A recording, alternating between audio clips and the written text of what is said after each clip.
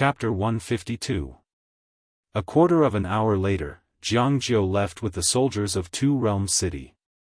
Along with Jiangjiu, the Black Blade Guards and the Daredevil Battalion of Tang also left. Now, Two Realms City had become an empty city again.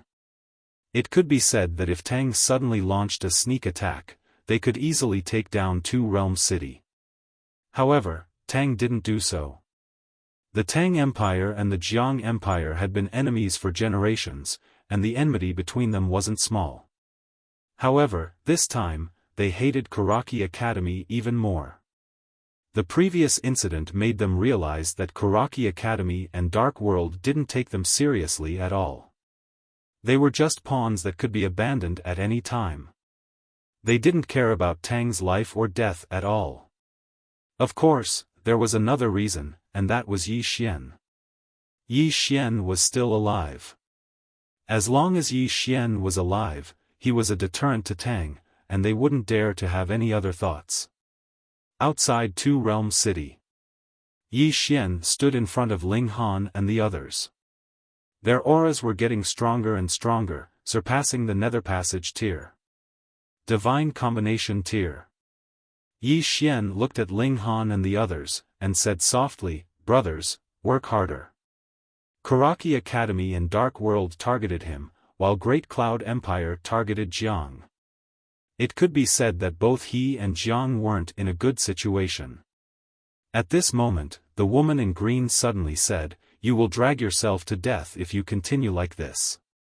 Yi Xian looked at the woman in green, and she said calmly, "With your talent, if you cultivate without any distractions, you will definitely have great achievements in the future.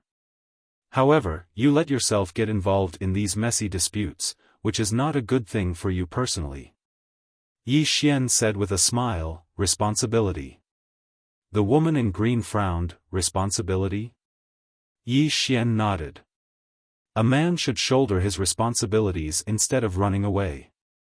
Of course, it will be easy if you run away. But if you are relaxed, the people around you will be very tired. At this point, he looked up at the far end. If he ran away, what about Mo Yunqi, Baizai, Ji Anji, Zhanglan Academy, Jiangjiu? As well as Ling Han and the others. The green-robed woman glanced at Yi Xian and didn't say anything. Soon, time passed slowly. The sky was dark. There was no one left in Two Realms City. It was completely silent, and it was the same outside the city. Yi Xian and the others were surrounded by pitch-black darkness. Yi Xian sat in front of Ling Han and the others, sword in hand. His face was expressionless, and the spirit-elegant sword in his hand was also extremely calm. Not far away, Lu Banzwang sat on a rock, still eating the flatbread. The green-robed girl lay on Lu Banzwang's lap and was also eating the flatbread. On the other side, Ling Yu sat cross-legged on the ground with his hands hidden in his sleeves like an old monk in meditation. The surroundings were silent. The green-robed woman glanced at Ling Han and the others. "They should be here soon." Yi Xian nodded. The auras of Ling Han and the others had already reached a critical point. As long as they broke through this critical point, they would be able to reach the Divine Unity tier. Once they reached the Divine Unity tier, the strength of Ling Han and the others could be said to have skyrocketed. One had to know that they currently had light-grade spirit tools on them. Karaki Academy and the Dark Realm definitely knew this as well. Thus, tonight would be another fierce battle. Time passed slowly, and soon, it was dawn. At this time, the surroundings became even darker. Suddenly, there was a tearing sound in the darkness. Yi Xian raised his sword and stabbed. On the tip of the sword was a black arrow. The arrow didn't shatter, but instead spun rapidly. The powerful force shook the ground, and the spirit-elegant sword began to tremble violently. At this time, the green-robed woman nearby suddenly leaped up. In the next moment, she had already appeared several meters away. She took a quick step forward, and lightly made a seal with her right hand. Pang! The green-robed woman suddenly floated back to her original spot. She had just landed, and the ground shook violently. This chapter is not finished, please continue to the next page. The ground within several meters instantly cracked into a spider web. The green-robed woman's eyes narrowed slightly. The peak stage of the divine unity tier, to be able to use power to such an extent, not simple. In the distance, a man walked out from the darkness. The man wore black clothes, and his hands were wrapped in a layer of sackcloth. He didn't wear shoes, and his feet were wrapped in sackcloth as well, revealing only his toes. The green-robed woman's beautiful brows instantly knit together when she saw the man. Lien Zhan. I never expected you to come here. Lien Zhan. A monstrous genius on the monstrous genius rankings. The man called Lien Zhan glanced at the green-robed woman. 200 million gold coins and 500,000 supreme-grade spirit stones as long as I can keep you busy. What do you think? The green-robed woman smiled. All right, even I'm slightly tempted. Lien Zhan spread out his right hand, and then slowly clenched it. Since I've taken their money, I naturally have to put in some effort. Come fight. As soon as he finished speaking, he suddenly shot out explosively. Hiss. A tearing sound that made one's scalp go numb instantly resounded in the surroundings. The corners of the green-robed woman's mouth curled up slightly. Then let's fight. As soon as she finished speaking, she charged out as well. On the other side, Lu Banzwang stood up because a middle-aged man had appeared not too far away from her. The middle-aged man was tall, and he emanated a fierce aura and imposing aura. He was the middle-aged man who'd restrained her last night. Lu Banzwang glanced at the man and said, I'll definitely kill you. As soon as she finished speaking, she put away the flatbread, and her figure shook as she charged directly at the middle-aged man. The middle-aged man's eyes narrowed slightly, and there was a hint of seriousness in them. In the next moment, he suddenly stomped his right foot, and with the help of the powerful pushing force from the ground, he shot out explosively like a cannonball. Boom! As soon as the two of them approached each other, a deafening explosion resounded in the surroundings.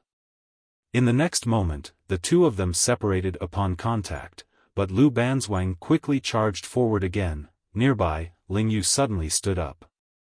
In front of him was Li Mulin, who was ranked first on the Azure Province martial roll.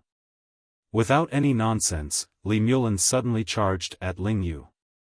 The spear in his hand suddenly trembled, and a cold light flickered on the tip of the spear.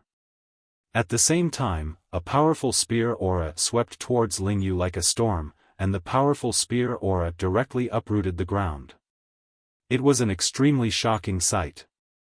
Ling Han raised his head to look at Li Mulin, and his hands that were hidden in his sleeves suddenly stretched out. Boom, boom. His palms suddenly burst into flames, and in the next instant, his right hand clenched into a fist. In the next instant, he took a step forward and threw a punch. This punch directly collided with the spear in Li Mulin's hand. Boom! A wave of flames instantly engulfed the spear, and at this moment, Li Mulin spun the spear in front of him, and a wave of spear rays surged out. Pang! The two of them instantly retreated. However, in the next instant, the two of them once again charged forward. Beside them, Yi Xian glanced at the woman in green and the others before raising his head to look at the darkness in the distance. The woman in green and the others were all pinned down. Who was his opponent? They didn't have to wait for long. In the distance, a man suddenly walked out from the darkness. He was dressed in a dark green embroidered robe, and his hair was tied up with a jade hairpin. His eyes were clear and calm, and there was not the slightest hint of emotion in them. There was a small red snake coiled around his right arm. The small snake was only the size of an index finger, and its eyes were cold and sinister, causing one to tremble in fear. The man walked to a position several meters in front of Yi Xian, and looked directly at Yi Xian. Without any nonsense, he lightly tapped his right foot on the ground. Hiss! The ground in front of Yi Xian and the man instantly split open, and then a powerful force suddenly shook out from within the cracked ground. This force pressed directly towards Yi Xian. Yi Xian's face was expressionless as he turned slightly to the side, and at the instant he did so, his left hand suddenly blasted out with a punch. Bang! The two forces exploded as soon as they came into contact, and Yi Xian was shaken to the point of retreating repeatedly. However, the man had suddenly appeared in front of Yi Xian, and he pressed the fingers of his right hand together before pointing them forward. This chapter isn't finished, please continue to the next page. It moved towards Yi Xian's throat. It was a very ordinary finger, and it didn't contain any fluctuation of profound energy. As soon as this finger was pointed out, a sword stabbed over. Spirit Grace Sword. However, the man didn't dodge, and his finger directly tapped the tip of Spirit Grace Sword. Bang! Spirit Grace Sword shook violently, and Yi Xian instantly retreated by over 30 meters again. As soon as he stopped, the man in the distance suddenly opened his 5 fingers, and the next moment, he lightly shook at Yi Xian through the air. The space in front of Yi Xian suddenly shook. Bang! As if he had suffered a heavy blow, Yi Xian instantly retreated by over 30 meters. As soon as he stopped, a trace of blood flowed from the corner of his mouth, and then, a shadow had already arrived in front of him. It was that man.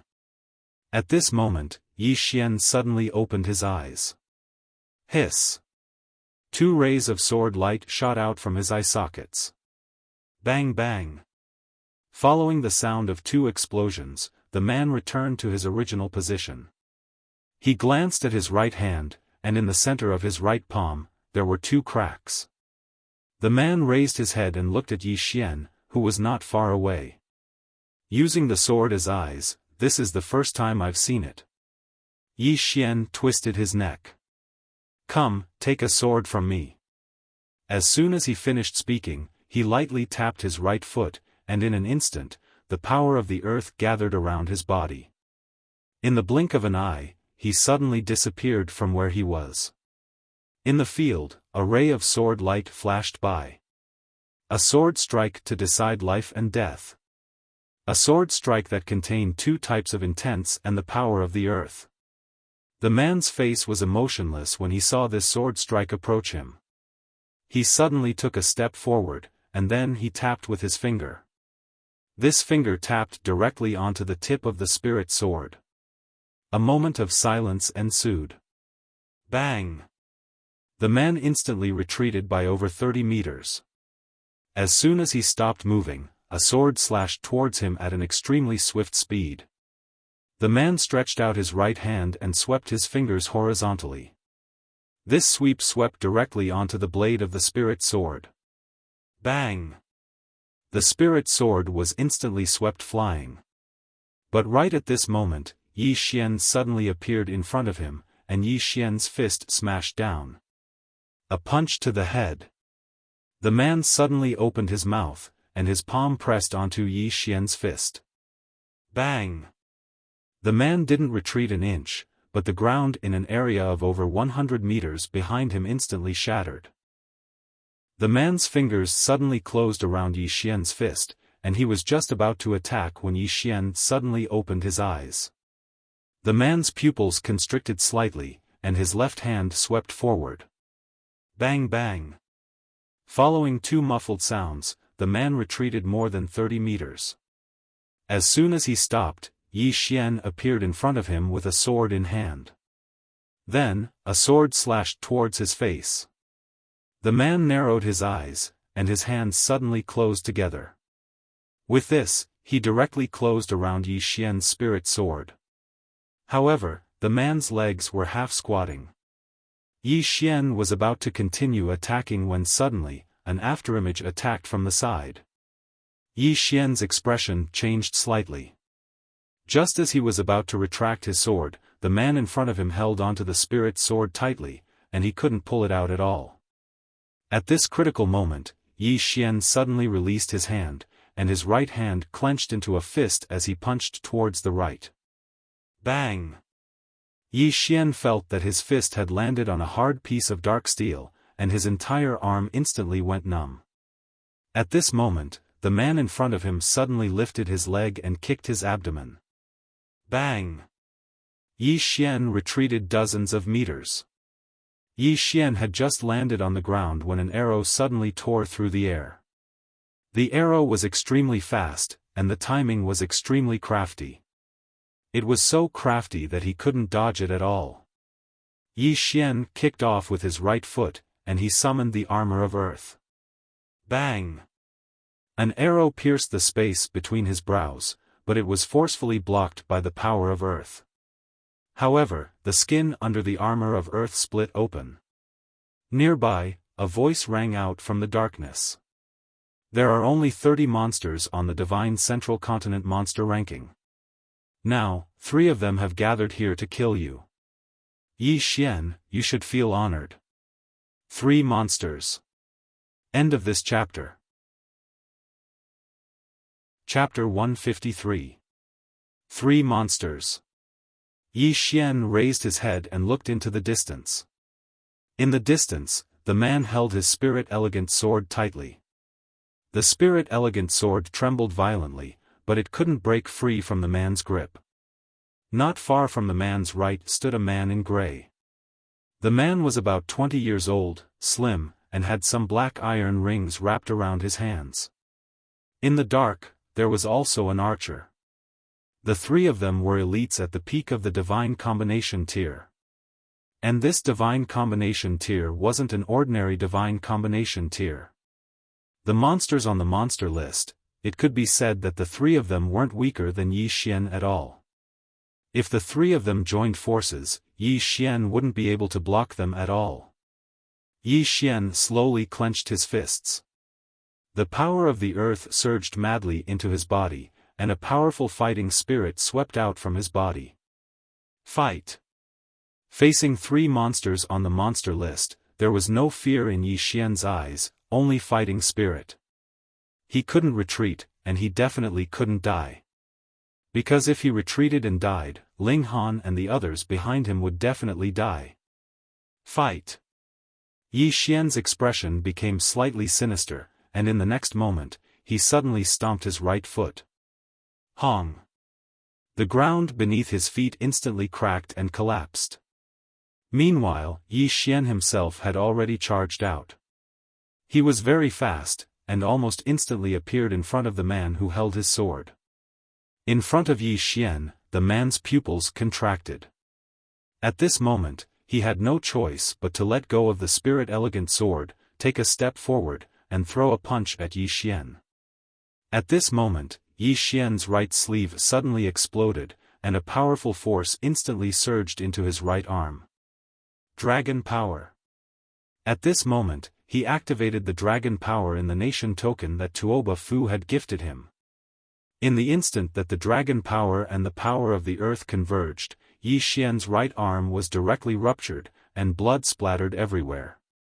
The force was too strong, too strong. Pang!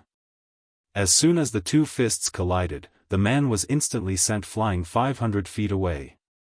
The man had just landed on the ground when his entire right arm burst apart. However, the moment the man was sent flying, the man in gray on the other side suddenly swept his leg at Yi Xian's abdomen. Bang!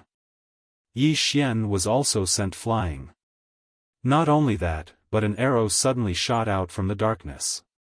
Yi Xian had just landed on the ground when the arrow shot into his chest. However, it was forcefully blocked by the armor of earth. Nevertheless, the skin under the armor of earth cracked open. The armor of Gaia could not completely block the power of this arrow. Yi Xian stood up and the spirit elegant sword flew into his hand. It was his left hand because his right hand was cracked and the bones inside could be seen clearly. At this moment, the gray-robed man suddenly appeared in front of him. At the same time, an arrow shot out from the darkness. In front of Yi Xian, the grey-robed man's right foot was pressed against the ground behind him. He punched forward with both fists and the iron hoops on his arms flew out instantly. Sensing the power in the iron hoops, Yi Xian's expression changed slightly.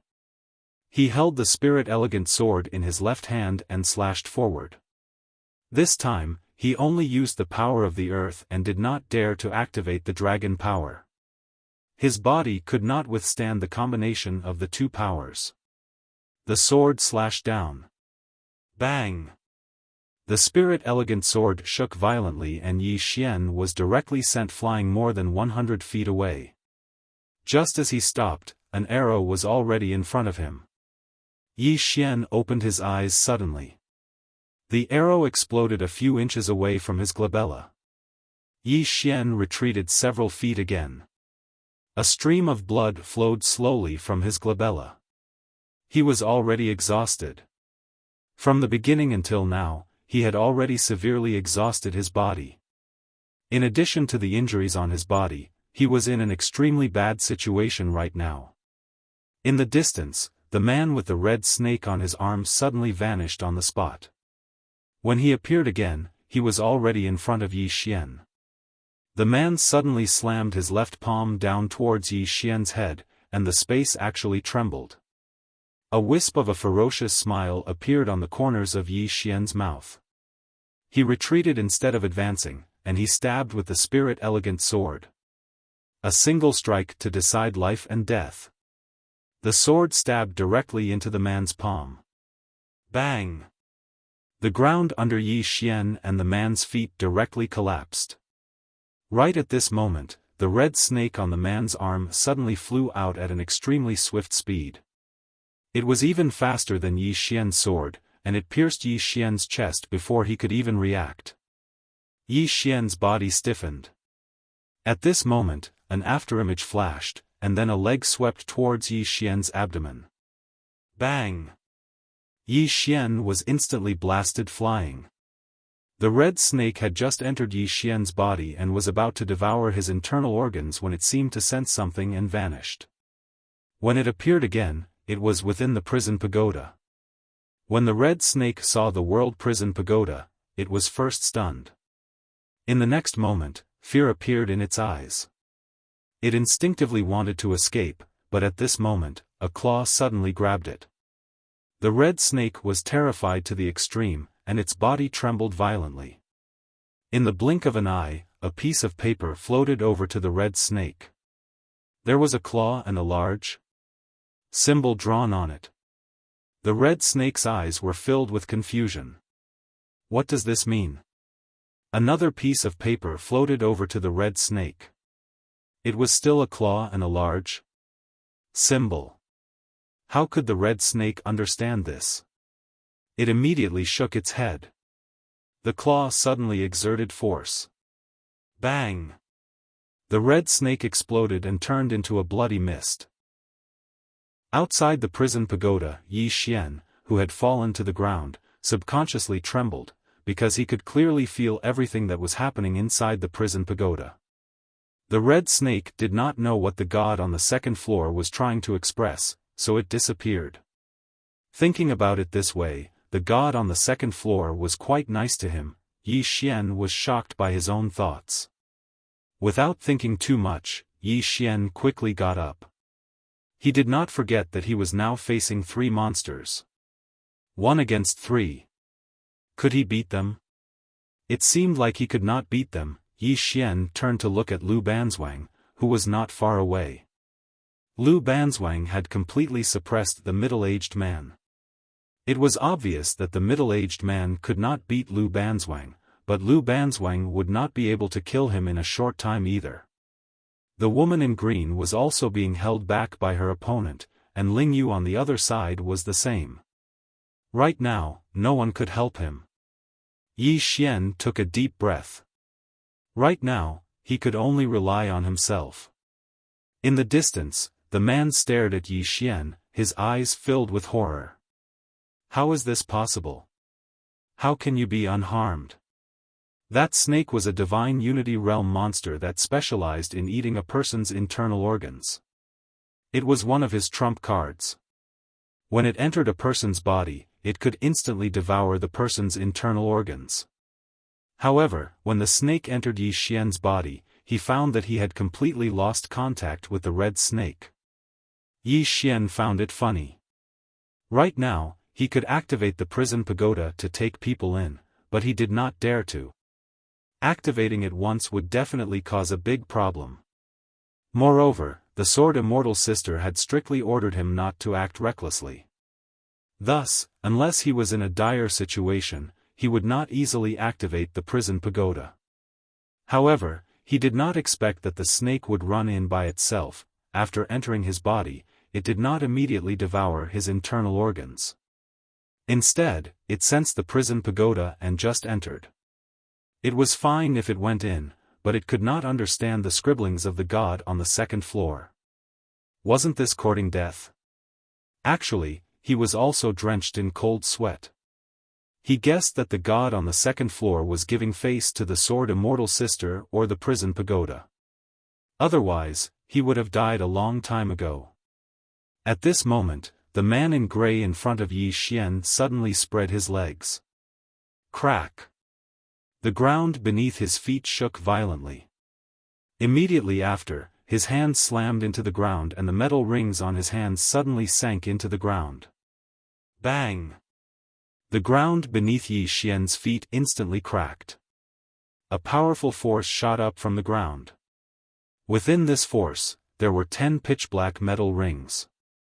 Each ring was connected to the other and each ring emitted a domineering and powerful force. Sensing the power contained within these metal rings, Yi Xian did not dare to hold back.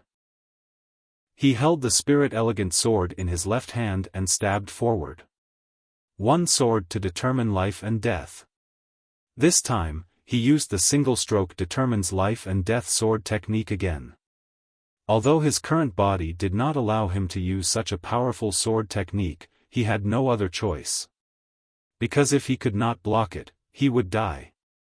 The sword slashed down. Bang! The black metal rings were instantly shattered by Yi Xian's sword. However, Yi Xian's entire body was thrown backward. At this moment, a golden arrow suddenly shot out from the darkness. It was extremely fast and arrived in front of Yi Xian like a bolt of lightning. Yi Xian opened his eyes abruptly. 2 beams of sword light shot out. However, the power of these 2 beams of sword light was much weaker than before. This was because his body had already been exhausted to a very serious extent. The 2 sword lights collided with the golden arrow. The golden arrow trembled violently, but the 2 sword lights exploded with a loud bang. The golden arrow shot straight in. Yi Xian's expression changed slightly. His sword stabbed the arrowhead and the spirit elegant sword shook violently. However, the arrow was directly shattered by the sword. However, another arrow shot over. It was too fast. Yi Xian forcefully twisted his body and avoided the vital parts. Swoosh! Yi Xian's entire body was instantly smashed more than 100 feet away. A golden arrow was stuck in his shoulder. On the ground, Yi Xian slammed his left hand on the ground and bounced up. At this moment, the man in gray suddenly appeared in front of him. Immediately after, the man in gray kicked him. Yi Xian did not block it. Instead, he forcefully endured the kick with his body. However, the moment he was sent flying, the spirit elegant sword pierced into the thigh of the man in gray. Unfortunately, he did not manage to cut off the man in gray's leg with one strike. Because the moment the sword pierced into the thigh, the man in gray retreated several feet in an instant. Yi Xian himself was once again shaken more than 100 feet away. He had just stood up when a smear of blood seeped out from the corner of his mouth. It should be said that the blood didn't stop flowing. In the distance, the man in gray and the man in gray suddenly disappeared on the spot at the same time. A hint of savagery appeared at the corner of Yi Xian's mouth. He was just about to risk his life when Ling Han, who was behind him, suddenly stood up. The next moment, Ling Han directly rushed towards the 2 people. Who the f*ck dares to touch my big brother? Who dares to touch my big brother? Behind Yi Xian, several voices sounded out. P.S. Recently, some people have come to scold me in the book review section. Don't mind them. They're just jealous of my handsomeness, but this can't be helped. Is it wrong that I'm handsome? Is it wrong? A bunch of haters with a heart of jealousy. Sigh, handsome people have many quarrels. Everyone, don't scold those haters. Love the ugly, start with me. Genius 1 second remember website. Mobile version. Chapter 154. Besides Ling Han who'd charged over, Gan Wuwei, Yi Li, Nan Kaiming, and Bai Zhe had stood up as well. The Divine Union Realm. All 5 of them had attained the Divine Union Realm. In next to no time, Bai Zhe and the others charged towards the nearby grey-clothed man and young man. At this moment, Bai Zhe and the others had extremely ferocious expressions on their faces. Because they were actually aware of everything that had occurred just now. When they saw Yi Xian being besieged to such a state, it felt like their hearts were being torn apart by blades. However, they had no other choice. They had to charge into the Divine Union Realm. Because only at the Divine Union Realm could they fight the grey-clothed man and the others. Otherwise, they would only be giving their lives away. 5 against 3. The grey-clothed man and the others were formidable indeed. Even if it was 3 against 5, they actually didn't fall into a disadvantageous position. After all, they were the most monstrous geniuses of the Central Divine Prefecture's younger generation. Not far away, Yi Xian sat on the ground. He seemed to be a little uncomfortable, so he simply lay on the ground, took out a golden sore pill, and swallowed it. He was exhausted. The battle from before was truly too exhausting. He was truly exhausted. Because he'd severely overexerted his body. Coupled with the injuries he'd sustained, his body could be said to be on the verge of collapse. At this moment, he didn't even want to move a finger. Right at this moment, a black shadow suddenly assaulted him from the side at an extremely swift speed. Right at this moment, a figure suddenly flashed past behind Yi Xian. This figure was even swifter. Bang! Along with an explosion, an afterimage retreated repeatedly, and it didn't take long for the afterimage to retreat into the darkness. Meanwhile, a man was standing by Yi Xian's side. Mo Yunqi. Mo Yunqi gazed coldly at the darkness in the distance, and he held a golden throwing knife in his palm. Meanwhile, a few more men arrived by Yi Xian's side. At this moment, all the members of the bandit mercenary group had attained the Divine Union Realm, and not a single one of them had failed. Mo Yunqi and the other members of the bandit mercenary group stood on guard by Yi Xian's side. Yi Xian felt extremely exhausted, and he wanted to sleep. This time, he didn't force himself to stay awake because Mo Yunqi and the others were by his side. He was at ease. Soon, he fell asleep. Mo Yunqi and the others stood guard beside Yi Xian.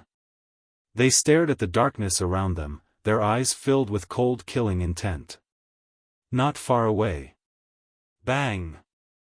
With a muffled sound, a figure was directly sent flying. This figure was the middle-aged man who was fighting Lu Banzwang. This time, the middle-aged man flew more than 100 feet, and as soon as he stopped, Lu Banzwang appeared in front of him again. In the blink of an eye, Lu Banzwang leaped into the air and slammed her palm down. When her palm landed, her entire palm became illusory. The palm had not yet arrived, but the momentum had arrived first. The ground beneath the middle-aged man's feet turned to dust. The middle-aged man's pupils constricted abruptly when he sensed the might of this palm strike. He squatted down in a half-squat, crossed his arms, and blocked it in front of him. The profound energy within his body surged into his arms like tidewater. The palm fell. Bang! The middle-aged man's feet sank into the ground, and his arms were torn apart. At this moment, Lu Banzwang landed on the ground and raised his knee to the middle-aged man's chin. Bang! The middle-aged man's throat instantly shattered, and fresh blood sprayed. Lu Banzwang gestured with her right hand, and the spatial ring on the middle-aged man's finger flew into her grasp. A wisp of an arc arose on the corners of her mouth when she glanced at its contents. After she put it away, Lu Banzwang gazed at Lian Zhan, who was fighting the woman in green clothes nearby. In the next moment, she suddenly vanished on the spot. Over 30 m away, Lian Zhan, who was fighting the woman in green clothes, suddenly turned around and punched. Bang! Lian Zhan retreated a few dozen steps. Lu Banzwang appeared by the woman's side. She glanced at Lian Zhan in the distance and was just about to attack when a voice suddenly resounded from the darkness in the distance. Retreat! Retreat! Lian Zhan pondered deeply for a moment, and then he turned around with the intention of leaving. Meanwhile, Lu Banzwang and the woman in green clothes suddenly vanished on the spot. Lian Zhan's eyes narrowed slightly when he witnessed this scene, and then he suddenly raised his hands. In an instant, 2 balls of strange black gas suddenly condensed on his palms. In the blink of an eye, a wisp of a ferocious smile arose on the corners of his mouth, and then he suddenly slapped his palms forward. The 2 balls of black gas shook violently before they exploded apart. Bang! Lu Banzwang and the woman in green clothes directly retreated to their original positions, and in front of them floated 2 balls of strange black gas. There was a trace of seriousness in the 2 women's eyes because they felt danger. However, the 2 of them did not have the slightest fear, and in the blink of an eye, they once again disappeared on the spot. In the distance, Lian Zhan's eyes narrowed slightly. He stretched out his right hand, and then suddenly clenched it. Break! His voice fell. In the distance, the 2 balls of black gas exploded with a loud bang. When Lu Banzwang and the woman in green clothes swept away the black gas, Lian Zhan had already disappeared, and on the other side, the man in grey clothes and the others had also disappeared. Lu Banzwang and the woman in green clothes rushed forward, but in the next moment, the 2 women suddenly stopped. The 2 women looked at each other, and it was unknown what they felt, but there was a trace of shock in their eyes. Ling Han and the others came to the 2 women's side, and Ling Han said in a low voice, "Do we chase?" The 2 women shook their heads at the same time. Ling Han still wanted to say something, but Lu Banzwang looked at Yi Xian, who was lying on the ground not far away. "Wait for him to recover."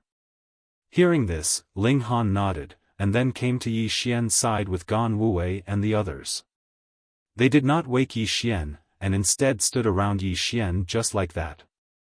In the distance, the woman in green clothes said in a low voice, "This matter is not simple."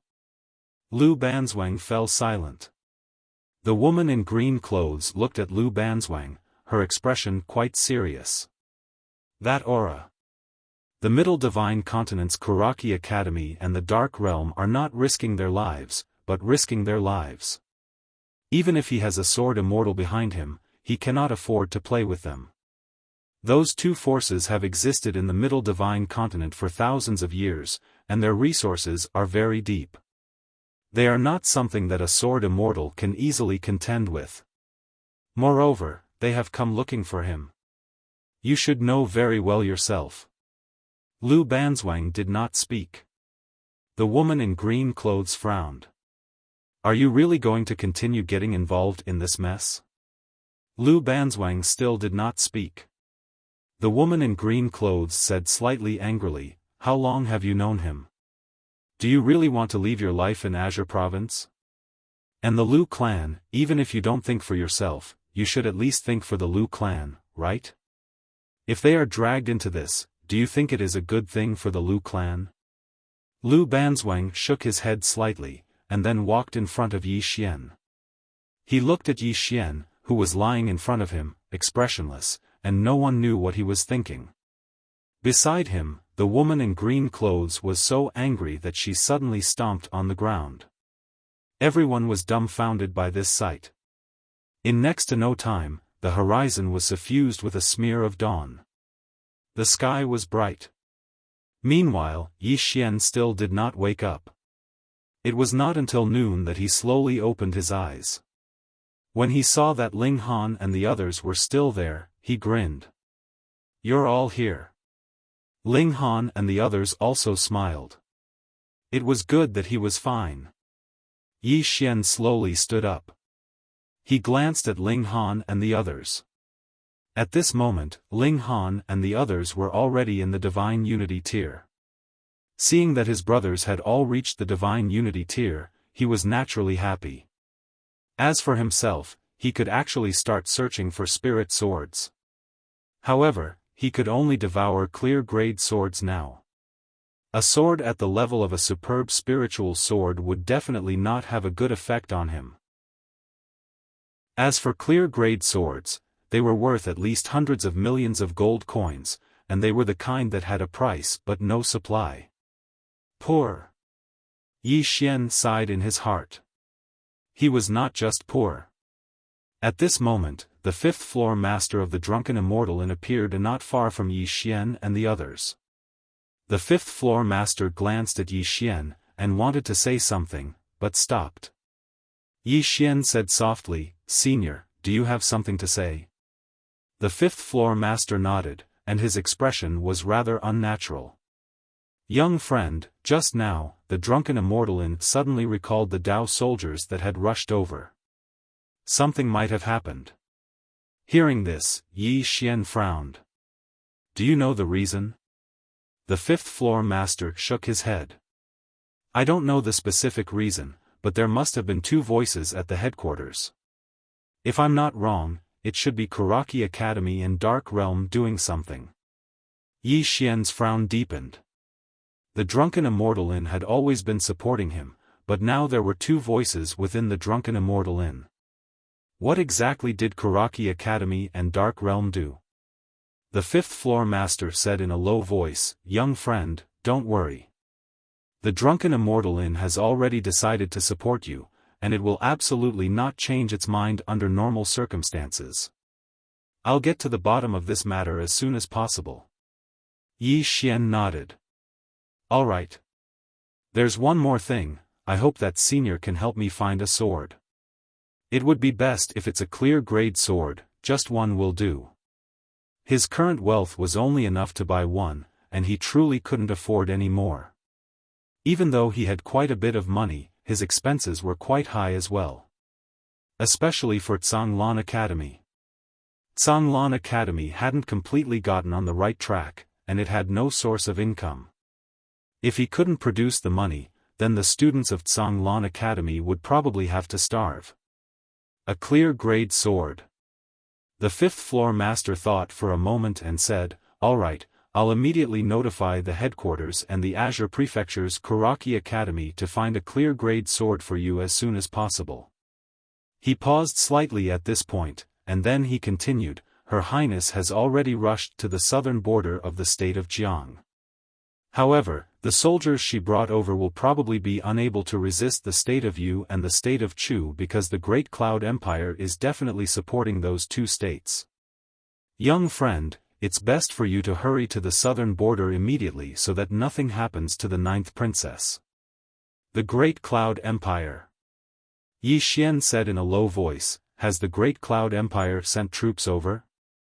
The fifth-floor master replied, "I don't know for now. However, you must be careful.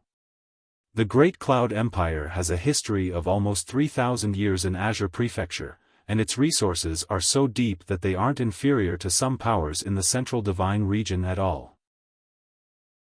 Yi Xian nodded. He fell silent for a moment, and then he looked at Ling Yu and the others. "Do you need to rest?" All of them shook their heads. Yi Xian looked at Lu Banzwang, and Lu Banzwang whistled. Soon, a dozen black wolves rushed out of Two Realms City and stopped in front of Yi Xian and the others. Yi Xian and the others leaped onto the backs of the wolves. Yi Xian faced the fifth-floor master. "Senior, there are 30 demonic beasts in the city. Please bring them to the Azure Tide Academy. The fifth-floor master nodded. All right. Yi Xian then turned to Bai Zhe, who was not far away. Go back with Senior. Remember to restrain these demonic beasts and the students of the academy. If anyone dares to cause trouble for me, I'll come back and break their legs. With that, he led the others and rushed out. In the blink of an eye, the group disappeared into the distance. Ling Yu also followed, but the green-robed woman did not. Looking at Yi Xian and the others in the distance, the green-robed woman sighed softly. The so-called Brotherhood will kill you, not far away. Bai Zhe looked coldly at the green-robed woman. I can die for Bandit Yi and the others at any time. What is Brotherhood? If we can't live and die together, how can we call each other brothers? With that, he turned and left. Chapter 155. Brothers? The green-robed woman was expressionless, and said nothing. She naturally knew what brotherly love was, because she also had friends, such as Lu Banzwang. If not for Lu Banzwang, she would not have rushed here from the central divine continent. However, brotherly love was not the only thing in this world. The green-robed woman raised her head and looked into the distance, a complicated look in her eyes. She was naturally worried for Lu Banzwang. Because she realized that this matter was no longer just a battle between the younger generation. In the central divine continent, the battles between the younger generation would be controlled within a certain range, or they would not interfere, allowing the younger generation to fight and charge their own way. But now, Karaki Academy and the Dark Realm were not being controlled, and not only were they not being controlled, but they were also trying to kill each other. This was not targeted at Yi Xian. This was targeted at Yi Xian and his disciple. This was no longer a battle, but a battle to the death. A battle to the death between two great forces was relatively rare in the central divine continent, because the implications were too great. It had to be known that forces of this level would definitely have allies, and once a battle to the death, it was very likely that several forces would be involved. And Karaki Academy and the Dark Realm had existed in the central divine continent for thousands of years, so how deep their foundations were. Once such forces fought to the death, how terrifying would it be? Could a single sword immortal stop them? Even two sword immortals might not be able to. After all, being a sword immortal did not mean being invincible. The green-robed woman sighed softly, and then followed them. She was not doing this for Yi Xian, but for Lu Banzwang. Since persuasion was useless, she could only help. On a plain, Yi Xian and the others were sprinting. Although Yi Xian and Lu Banzwang had not reached the divine combination tier, their strength could be said to have far surpassed it. Reinforcements. The southern side of the Jiang nation had already fallen, and the Great Cloud Empire was definitely involved.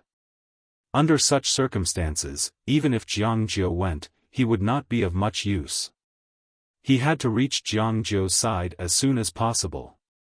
And now, Ling Han and the others were already at the Divine Reunion tier, and added with their top-grade equipment. If the 11 of them entered the battlefield, they would be like a sharp sword that could pierce a bloody path through tens of thousands of soldiers.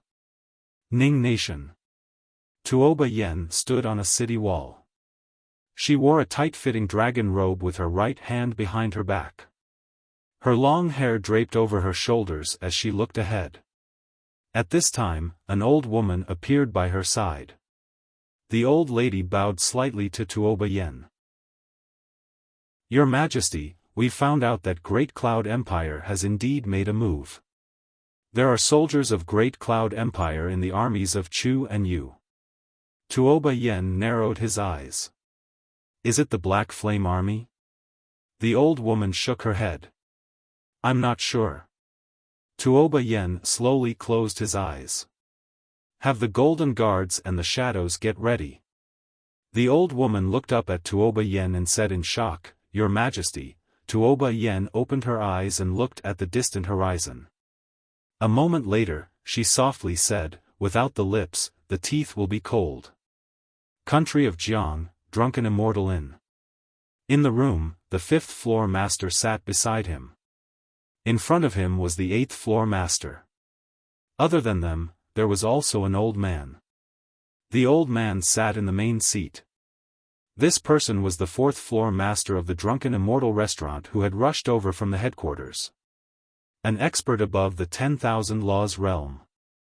On the 4th floor, he took a sip of tea and said softly, "We should stop now." "Stop now?" The 5th floor master frowned. "Is this the headquarters decision?" The 4th floor master nodded. "It's the decision of everyone." The 5th floor master shook his head. "I don't understand. Our Drunken Immortal Inn has been supporting little friend Yi Xian since the beginning, and we've offended Drunken Immortal Inn and Karaki Academy because of this. If we stop now, the gains don't make up for the losses." The 8th floor master also nodded. "Indeed. Since we've already supported him, why not do it to the end?" The 4th floor master glanced at the two of them. "You might not know this, but this time, Karaki Academy and Dark World have applied for the Life and Death Writ from the Guardians. The Tao Protectors have already agreed. The Life and Death Writ." Hearing this, the 8th floor master and 5th floor master's expressions changed. In the Divine Central Continent, two factions could not casually start a war. It was possible to start a war, but they had to apply for the Life and Death Writ. Once they applied for the Life and Death Writ, it would be a fight to the death. To put it bluntly, Karaki Academy and Dark World could start an all-out war at any time. In the past, they could not start an all-out war at will, but now, they could suddenly attack any faction. This was no longer a matter that concerned the younger generation. The 4th floor master said softly, "They aren't just targeting Yi Xian this time, and they're targeting that sword immortal who stands behind him as well. If our Drunken Immortal Inn intends to continue participating, then we must prepare for an all-out war. If we really fight to the death, then our Drunken Immortal Inn will have no advantage at all, and we can't do that." The 5th floor master and 8th floor master fell silent when they heard this. An all-out war. To put it in simpler terms, if they were to fight now, then it wouldn't just be those below the Dharma realm. All of them might have to participate in the war, and it was even to the extent that experts above the Dharma realm might have to participate as well. If they fought like that, then many would die. The Drunken Immortal Inn didn't want to fight like that because the losses would be too great. A short while later, the 4th floor master sighed lightly. "Pulling one hair will affect everything. The Drunken Immortal Inn can't fight like that. Because once we do, then it won't just be a severe injury, it's very likely that we'll lose our lives. Of course, we should help him if it's within our ability.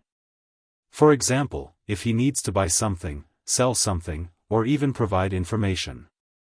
However, we can't send our forces to fight the Dark Dimension and Karaki Academy head-on."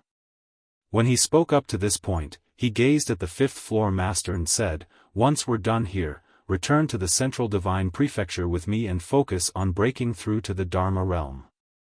The 5th floor master fell silent for a short while before he said, "He needs a light rank sword." The 4th floor master nodded slightly. "All right, I'll immediately send someone to search for one for him." As soon as he finished speaking, he stood up and walked towards the outside. But when he arrived at the door, he stopped once more. "Remember, don't mix it with too much personal feelings. All of you represent the Immortal Indulgence Inn, and the slightest bit of carelessness will bring calamity to our inn." As soon as he finished speaking, he vanished through the door. In the room, the 5th floor master smiled bitterly. The 8th floor master spoke softly, "That's all that my Drunken Immortal Inn can do." The 5th floor master nodded, "I naturally understand. Alas, I just never imagined that the Dark Dimension and Karaki Academy would actually be so determined." The 8th floor master said, "Yi Xian is truly too much of a monstrous genius. Most importantly, he has a sword immortal backing him. The Dark Dimension and Kuraki Academy are too fearful of him, and they don't dare to allow Yi Xian to grow at all. Moreover, their actions are equivalent to cutting off all other paths of escape for Yi Xian. The fifth-floor master gazed at the eighth-floor master, and the latter spoke softly, "There's probably another reason why the Dark Dimension and Kuraki Academy are so resolute, and it's because they're afraid that Yi Xian will head to the Central Divine Prefecture and join another power like the Azure Wave Academy. If Yi Xian really joins a power at that time, then Kuraki Academy wouldn't just be targeting a sword immortal. But now that Kuraki Academy and the Dark Dimension have made their stand clear, those powers in the Central Divine Prefecture will naturally not accept Yi Xian at a time like this." The fifth-floor master sighed softly. Not to mention the other powers, even the Pavilion of Drunken Immortals wouldn't dare protect Yi Xian. Because if they did, then they would have to be prepared to fight to the death with Kuraki Academy and the Dark Dimension. A short while later, the fifth-floor master stood up, "I'll help as much as I can." With that, he turned around and vanished on the spot. At the southern border of the state of Jiang, Mizar City, Jiang Jiu stood on the city wall and gazed ahead. There was a dense mass of cavalry at the end of the horizon. The Chu Kingdom's cavalry. There were over 100,000 of them. It could be said that the Chu Kingdom's cavalry had been mobilized. Besides that, there were some infantrymen around the cavalry.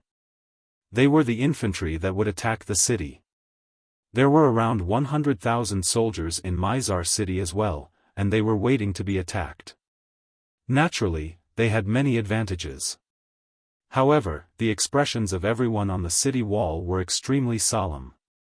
Because the experts of the Great Cloud Empire of Azure Prefecture might be hidden amongst the cavalry in the distance. The Great Cloud Empire. The supreme overlord of Azure Prefecture. The most terrifying thing was that the empire had a mysterious and formidable army, the Black Flame Army. That army of less than 100 had destroyed an entire empire. How terrifying was that? Everyone was afraid of the Great Cloud Empire. But now, everyone in the state of Jiang had no choice but to fight. If they didn't fight, they would be beaten to death. Jiang Jiu suddenly turned to look at a deputy general beside her. "How's the situation in the east?" The deputy general said in a deep voice, "Old Marshal Lin Shao has defended the area, but the situation is not good. There are some Divine Unity Realm experts among the Yu Kingdom soldiers, and there are quite a number of them. These people are extremely powerful, and ordinary soldiers can't stop them." After Marshal Pei Xiaohu rushed over, the situation improved a little, but he only dares to defend and doesn't dare to attack. It's very passive. Jiang Jiu nodded slightly, understood. At this moment, the cavalry in the distance suddenly moved. Everyone on the city wall quickly raised their heads. In front of the Chu Kingdom's cavalry was a group of infantry sieging the city. There were about 20,000 of them, and there were thousands of them. These people were not soldiers, but civilians. The civilians of the state of Jiang. Among them, there were old people, women, and children. Seeing this scene, Jiang Jiu's expression instantly turned ugly. At this moment, the soldiers on the city wall also had extremely ugly expressions. Soon, the Chu Kingdom soldiers forced the civilians to approach the city. When the civilians saw the soldiers of Jiang Kingdom, they immediately ran towards the city as if they had gone mad. Without a doubt, this was their last straw to clutch at. When they saw this scene, the soldiers on the city wall looked at Jiang Jiu. The civilians were getting closer and closer, and behind them were the Chu Kingdom sieging soldiers. Once the civilians got close, the sieging soldiers would seize the opportunity to break through the city gate. At that time, countless people in Mizar City would die. Not only Mizar City, but the Chu Kingdom's cavalry could even go all the way south to the imperial capital of Jiang Kingdom. The civilians were getting closer and closer to the Chu Kingdom soldiers. At this moment, Jiang Jiu suddenly took a step forward with an expressionless face. release the arrows. Chapter 156. Release the arrows. When she shouted these two words, Jiangjiu was still expressionless. Acting on her emotions? How could she act on her emotions? If the Chu soldiers broke into the city, countless soldiers in the city would die. Not only would the soldiers die, but the citizens in the city would also fall under the butcher knives of the Chu soldiers. More people would die. She had to be responsible for more people. Although it was cruel, she had no other choice. She had no other choice. Jiangjiu stared at the Chu soldiers below. Her eyes were bloodshot and emotionless. On the city wall, the soldiers looked at the citizens of the Jiang country. They could not bear to see them. These were the citizens of the Jiang country. However, they had no choice but to act. Helplessness. Deep helplessness. Just as the soldiers on the city wall were about to act, a deputy general beside Jiangjiu suddenly pointed to the right. "Marshal, look." Jiangjiu turned to look to the right. There, 12 people riding black wolves were charging over. Yi Xian. Seeing that it was Yi Xian, the people on the city wall were in an uproar. "State Scholar Yi!" Someone suddenly shouted angrily. Very quickly, voices resounded from the city wall. "State Scholar Yi!" The sound of the city wall and the shouts pierced through the clouds. The moment she saw Yi Xian, Jiangjiu's expression instantly relaxed. Her tightly clenched fists loosened, and fresh blood dripped from her palms. In the distance, Yi Xian and the others were riding the big black wolves towards the Chu soldiers attacking the city. 10 Divine Union Realm experts, in addition to Yi Xian and Lu Banzwang, who far surpassed the Divine Union Realm. How terrifying was the aura of Yi Xian's group. Although there were only 12 of them, their aura was not inferior to a small army. Yi Xian's group was extremely fast. In a short period of time, they had already charged in front of the group of soldiers. The cavalry behind the Chu soldiers did not even have time to react. This was because Yi Xian's group was simply too fast. "Kill!" The leader, Yi Xian, roared angrily. A sword flew out from Yi Xian's body. The spirit-elegant sword was like a bolt of lightning as it pierced through the distance. In an instant, more than 10 heads flew. "Kill!" Behind Yi Xian, Ling Han and the others roared in anger. "Unstoppable!" When Yi Xian and the others rushed into the group of soldiers, they immediately started a massacre. Those soldiers were simply not their opponents. Of course, because they didn't react in time and didn't organize well, Yi Xian and the others were caught unprepared. At this moment, Jiangjiu, who was on the city wall, suddenly shouted, "Open the city gates." Below, the city gate was opened, and the citizens of the state of Jiang immediately rushed into the city, while countless soldiers rushed out of the city. "Don't panic." Among the Chu kingdom's infantry, a middle-aged general suddenly roared, "Form groups of 5, immediately." Meanwhile, a ray of light suddenly flashed, and then it pierced through the center of the general's forehead, causing his voice to stop abruptly. Not only that, but some of the generals in the infantry had also fallen. To catch bandits, first capture the ringleader. The sleeping commanders were killed one after another, and the Chu soldiers were instantly thrown into chaos. "Flee!" Countless soldiers fled into the distance, and Yi Xian's group and Jiangjiu naturally wouldn't let such an opportunity slip by. Immediately, Yi Xian and the others led the charge, and everywhere they passed, corpses were left behind. Ordinary soldiers couldn't stop them at all. Just like that, the group of Chu Kingdom's infantry continued to flee, while Yi Xian and the others madly pursued them. In the distance, the middle-aged man in the lead of the group of Chu Kingdom's cavalry suddenly raised the sword in his hand. "Kill!"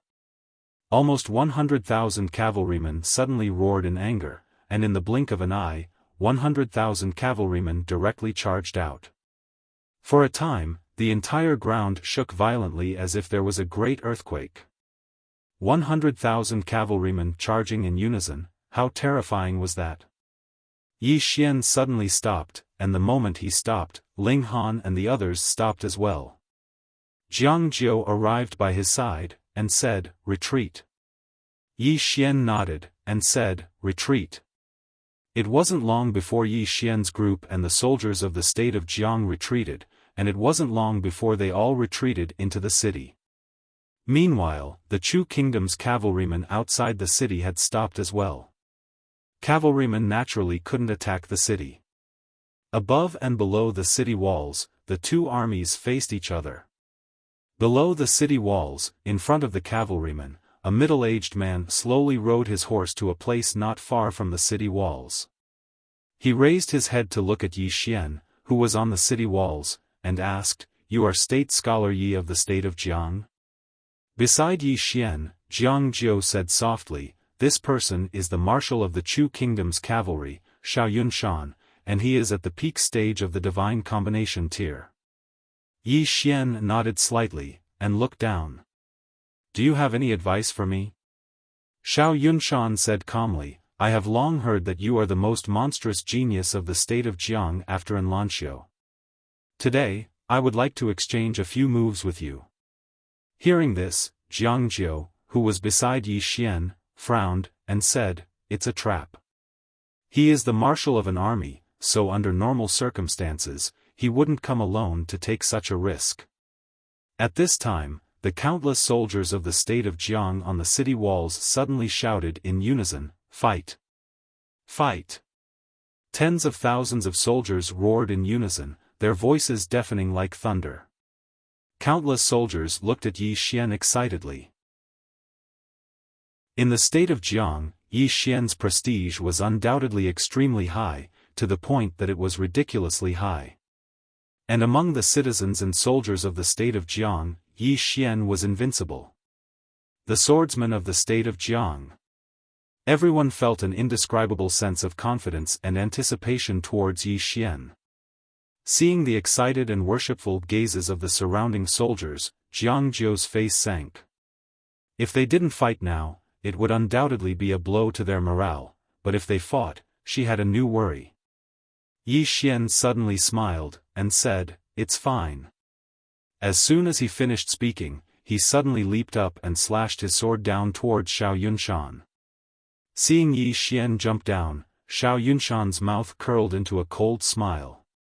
He held his sword with both hands and soared into the sky, and similarly slashed his sword towards Yi Xian. Both of them had their own plans. Just like that, under the gazes of countless people, their swords were about to collide, and right at the instant that their swords were about to collide, Yi Xian suddenly changed the trajectory of his sword and stabbed it towards Xiao Yunshan's throat. A wisp of a savage smile appeared on the corners of Xiao Yunshan's mouth when he saw this. He actually didn't withdraw his sword, and he stabbed it towards Yi Xian's heart instead. A life for a life.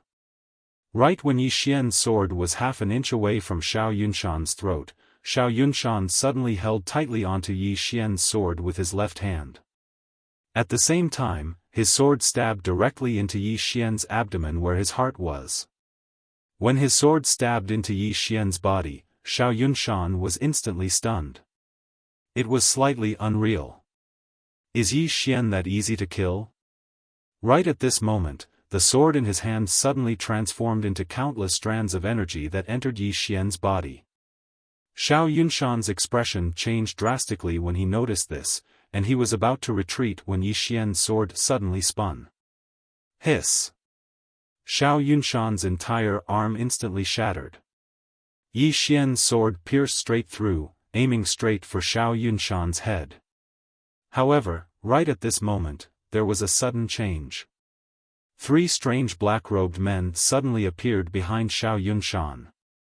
They appeared without any warning. In the blink of an eye, a cold flash blocked Yi Xian's sword, while the other 2 cold flashes sliced towards Yi Xian's throat at an extremely fast speed. Extremely fast. However, Yi Xian was already mentally prepared. The instant the 3 black-robed men appeared, he suddenly withdrew his sword and retreated several meters. At this moment, Ling Han and the others leaped down the city wall and arrived beside Yi Xian. 12 peak stage Divine Unity tier elites. Opposite Yi Xian and the others, after the 3 black-robed men failed in their first attack, they didn't continue to attack, and instead mysteriously disappeared on the spot. Yi Xian's right hand gripped the spirit-elegant sword tightly, and he was just about to continue attacking when a white-robed old man suddenly appeared in front of him. Middle-earth Divine Continent Warehouse, the guardian of the Academy of Wood. The white-robed old man glanced at Yi Xian and the others. He didn't speak, and instead turned to look to the side. At this moment, a middle-aged man walked out from there. When they saw this middle-aged man, Ling Han and Ling Yu were immediately stunned. Because this person was the patriarch of their Ling clan, Ling Tian. Ling Tian glanced at Ling Han and his brother. Return to the central Divine Continent. Ling Han said gravely, Patriarch, what are you doing? Ling Tian shook his head. The Ling clan will not participate in this matter.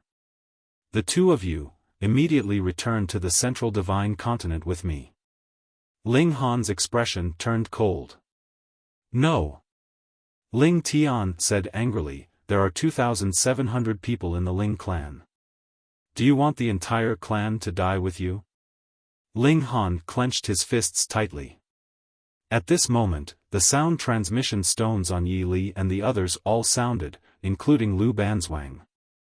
Everyone exchanged a look, and soon, the expressions of Yi Li, Gan Wuwei, and the others became extremely ugly. Yi Xian asked softly, what is it? Yi Li said gravely, something has happened to the clan. Tell me to return immediately. Gan Wuwei looked at Yi Xian, and said, me too. The others all nodded. Yi Xian fell silent. Nearby, the white-robed elder glanced at Ling Han and the others, and said, it's not that our Karaki Academy and the Dark Realm don't have the ability to kill you. We just don't want to fight to the death with the forces behind you. If you retreat, the grudges between our Karaki Academy and the Dark Realm with you will be written off. If you don't retreat, then our Karaki Academy and the Dark Realm will fight to the death with your clans. Yi Li and the others' expressions became extremely ugly when they heard this. Their clans added together weren't weak, especially the Lu clan, which was a powerful clan of the current era. However, their clans wouldn't allow them to fight to the death with Karaki Academy and the Dark Realm for the sake of Yi Xian. It wasn't worth it. The sound transmission stones in the arms of Yi Li and the others continued to ring. Beside the white-robed elder, Ling Tian suddenly sighed softly, and said, you value your brothers, but what about your clans? Even if you don't value your clans, what about your parents? They gave birth to you and raised you, so do you not value them? Do you know how many people you're going to kill with this choice of yours? Ling Han clenched his fists tightly, his expression livid. Around him, Yi Li and the others were the same. Karaki Academy and the Dark Realm were no longer targeting the younger generation. They were going to start a war, an all-out war. If they wanted to fight, then all the elites of the 10,000 Dharma tier and above would be mobilized. And the clans behind Ling Han and the others couldn't possibly start an all-out war with Karaki Academy and the Dark Realm.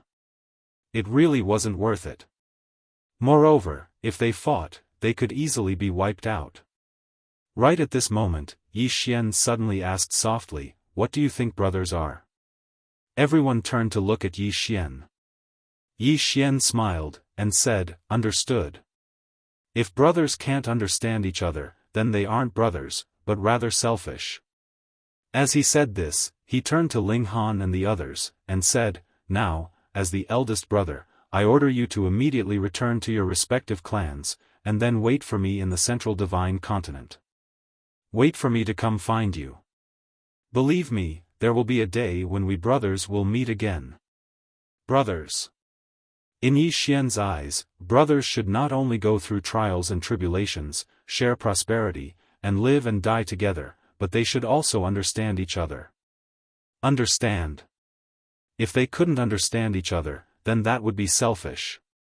It was like asking a brother to borrow money. The brother himself couldn't even feed himself, yet you still wanted to borrow money from him. How could this be called brothers? No. This was selfishness, this was acting selfishly in the name of brothers.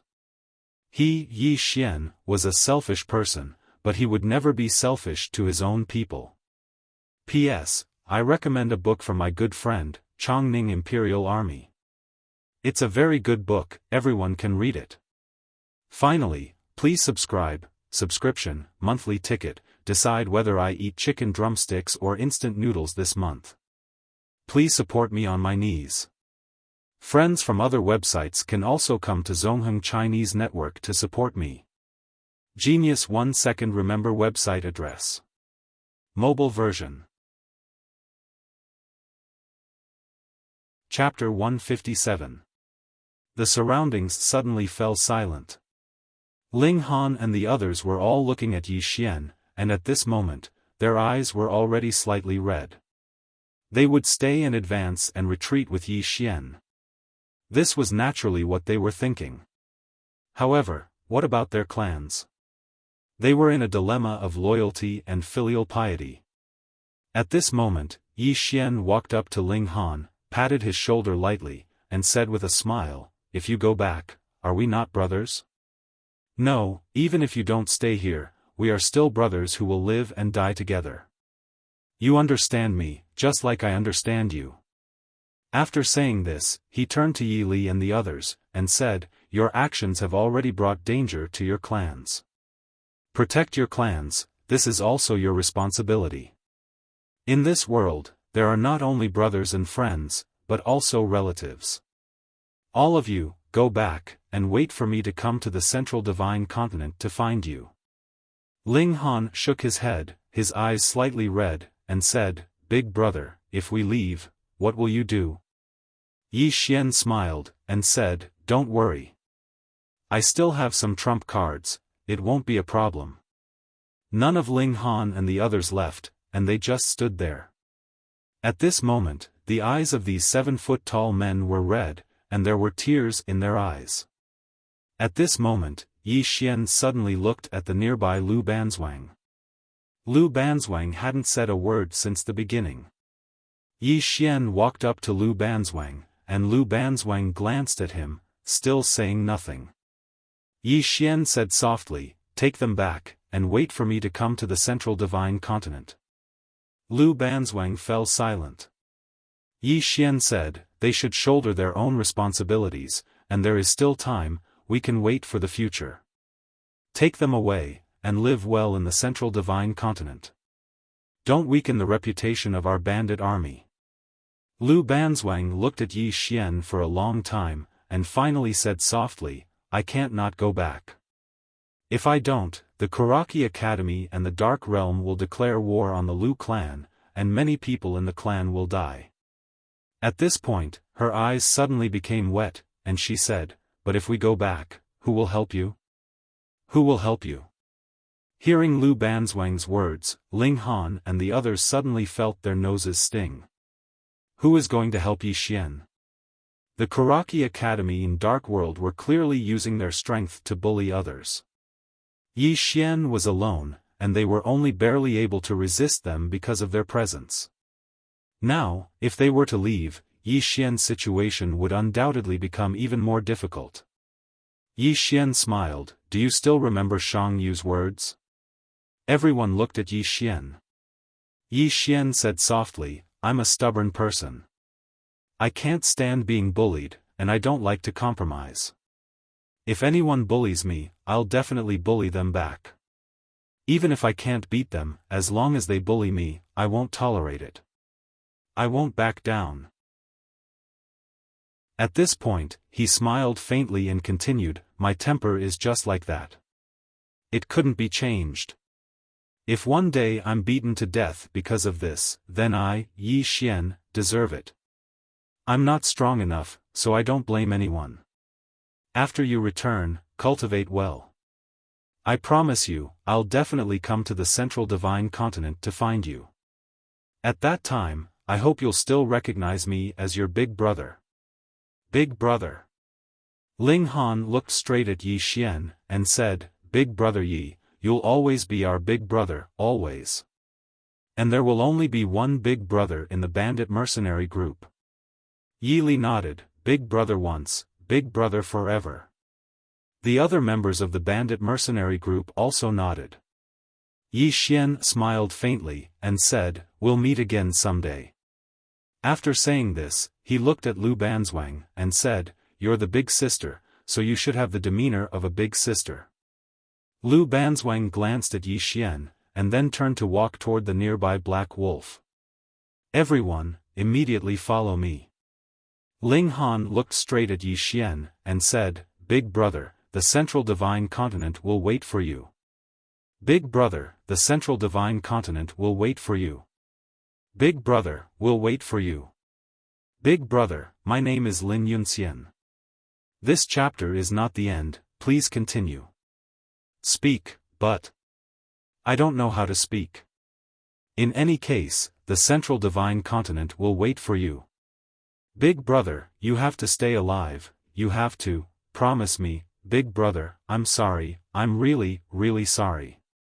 My father threatened me with death, big brother. I really want to stay, really, really. Not long after, Lu Banzwang and the others disappeared on the black wolf. In the distance, Lu Banzwang was expressionless, and beside her, Ling Han and the others' faces were already covered in tears. Stay. Everyone wanted to stay. However, there was nothing they could do. At this time, Ling Han suddenly roared, When I return, I'll definitely become the patriarch, the patriarch. Yi Li nodded slightly, I also want to be the patriarch, everyone nodded. If they were the patriarchs, they would have the right to speak, and could make decisions, and even mobilize the powerful forces of the clan. Only by becoming stronger would they have the right to speak, and the ability to control their own fate. Below Mizar City. Only when Yi Li and the others had completely disappeared in the distance did Yi Xian turn around. They'd all left. In truth, he was a little reluctant. Because he really had feelings for them. Fighting together with a group of brothers, this kind of feeling was actually very good. Unfortunately, all good things must come to an end. He could not selfishly leave Ling Han and the others here, as this would harm their families. Just like Shang Yu, that youth wanted to live, really, really wanted to live, but in order not to drag everyone down, he decisively chose to commit suicide. At this time, Jiang Jiu suddenly walked to Yi Xian's side. Jiang Jiu said softly, Me too. Me too. Nearby, Mo Yunqi snickered. Jiang Jiu. Mo Yunqi. Yi Xian laughed loudly, his laughter like thunder, shaking the horizon. Nearby, the white-robed elder suddenly said, Yi Xian, you can also be considered a talent. Those arrogant and unruly geniuses of the divine middle continent are willing to recognize you as their big brother, and are even willing to risk their lives for you. Unfortunately, this is of no use. Let me tell you, just like how the headmaster of Jiang Country's Kuraki Academy, Li Xuanzang, said, not joining our Kuraki Academy is the greatest loss of your life. Yi Xian shook his head with a smile, and said, Don't say any more nonsense. Just be frank about how you want to fight. The white-robed old man nodded slightly, as you wish. As soon as he finished speaking, he moved to the side. Meanwhile, a man suddenly appeared in front of Yi Xian. Yi Xian recognized the man. It was the gray-clothed man who'd fought him that day. The gray-clothed man's arms were covered in black iron hoops. Yi Xian smiled, It seems like it isn't enough. The gray-clothed man's eyes instantly narrowed when he heard Yi Xian. A moment later, he suddenly stomped his right foot against the ground, and he instantly appeared in front of Yi Xian. After that, he smashed his arms down towards Yi Xian. At this moment, the black iron hoops on his arms started to revolve violently and emanated strands of fierce energy. Yi Xian's face was emotionless as he raised his hand and stabbed. Bang! The gray-clothed man was instantly blasted over 30 m back. As soon as he stopped moving, the ground beneath his feet instantly cracked apart, and his hands were trembling incessantly. Yi Xian walked towards the gray-clothed man with his sword in hand, and a wisp of ridicule arose on the corners of his mouth. Is that all the monstrous geniuses of the Central Divine Prefecture are like this? The gray-clothed man's expression instantly became ferocious when he heard this.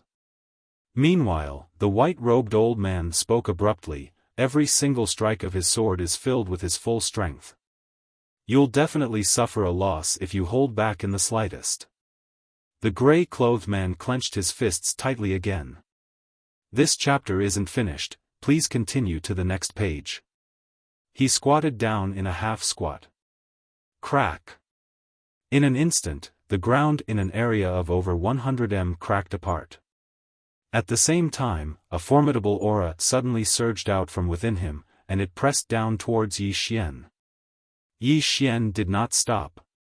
He continued to walk forward, and his body was also emitting a powerful aura.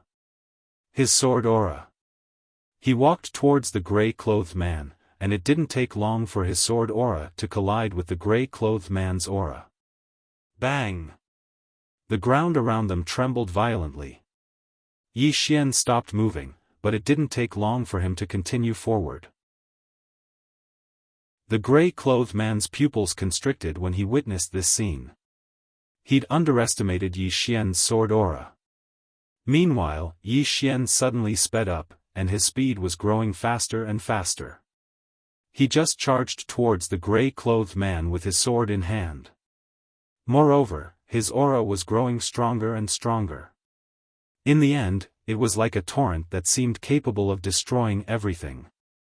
A single strike of the sword would decide life and death. The white-robed old man's expression changed when he witnessed this scene. It was aura. Regardless of whether it was the cultivation of the martial arts or the sword, both of them condensed aura, and intent came after aura. Aura came before intent. Many people felt that intent was more important than aura. However, it wasn't. Aura could be said to be as important as intent. Because aura could be gathered and borrowed. At this moment, Yi Xian had faintly started to borrow aura. At this moment, not far away, Yi Xian suddenly stopped. The white-robed old man heaved a sigh of relief when he saw this. Obviously, Yi Xian hadn't comprehended this point. Borrowing aura wasn't something that could be understood just by talking about it, but one had to comprehend it himself. If one could comprehend it, then one could borrow it. If one couldn't, then one couldn't borrow it. Earlier, Yi Xian clearly had the aura to comprehend it, but now, that aura was gone. However, at this moment, Yi Xian suddenly frowned and said softly, "Aura. My battle intent and sword intent can fuse into this sword aura, but what about the others?" Others. As he spoke, he held the sword in his right hand and spun it lightly. In an instant, a light breeze was stirred into a vortex by the sword, and soon, the light breeze fused into his sword. Yi Xian was overjoyed when he had seen that. It was really possible. On the other side, the white-robed old man suddenly roared furiously, "Kill him! Kill him!" At this moment, the white-robed old man's eyes were filled with shock. Because once Yi Xian really comprehended the true profundities of aura, it meant that he might advance from a grandmaster of the sword to a swordmaster. Master. He could use the sword to control the wind, the sword to control the earth, and the sword to control everything in the world. Swordmaster. When he thought of this, the white-robed old man was exasperated. Attack together! Attack together! As soon as the white-robed old man spoke, a few more people suddenly appeared. It was Li Mulin, who had stalled Ling Yu earlier, an archer with a longbow on his back, and a one-armed man. Yi Xian was familiar with this man as well. The red figure on the second floor belonged to this one-armed man. 3 monstrous geniuses on the monstrous genius rankings, and a middle-aged man. Other than that, there were also 6 ghost-like shadowy figures that quietly appeared around Yi Xian. These 6 people immediately surrounded Yi Xian. Elite Dao soldiers from the Dark World. Just how terrifying was this lineup? Naturally, Yi Xian could not continue comprehending at a time like this. Although it was a pity to lose this opportunity, he had no other choice. Just as he was about to exit that mysterious state, a jade-white hand suddenly landed lightly on his shoulder. Immediately after, a voice rang out in his ear. "Continue. I'll deal with them." Hearing this voice, Yi Xian was stunned. End of this chapter. Chapter 158. What a familiar voice. A voice I haven't heard in a long time. Anlanxiu. Little An. When he heard this voice, even Yi Xian himself was stunned. Because he'd truly never imagined that Anlanxiu would actually make an appearance here at this critical moment. Anlanxiu was standing before Yi Xian. She still wore a white dress that wasn't tainted by a speck of dust, and she was still so beautiful to the point it was suffocating. Anlanxiu was once the most monstrous genius in the state of Jiang. What's she doing here? Yi Xian didn't think about this because he had more important things to do now. Comprehension. At most times, one had to grasp inspiration as soon as it arrived. Otherwise, once it vanished, then one wouldn't know when it would come again.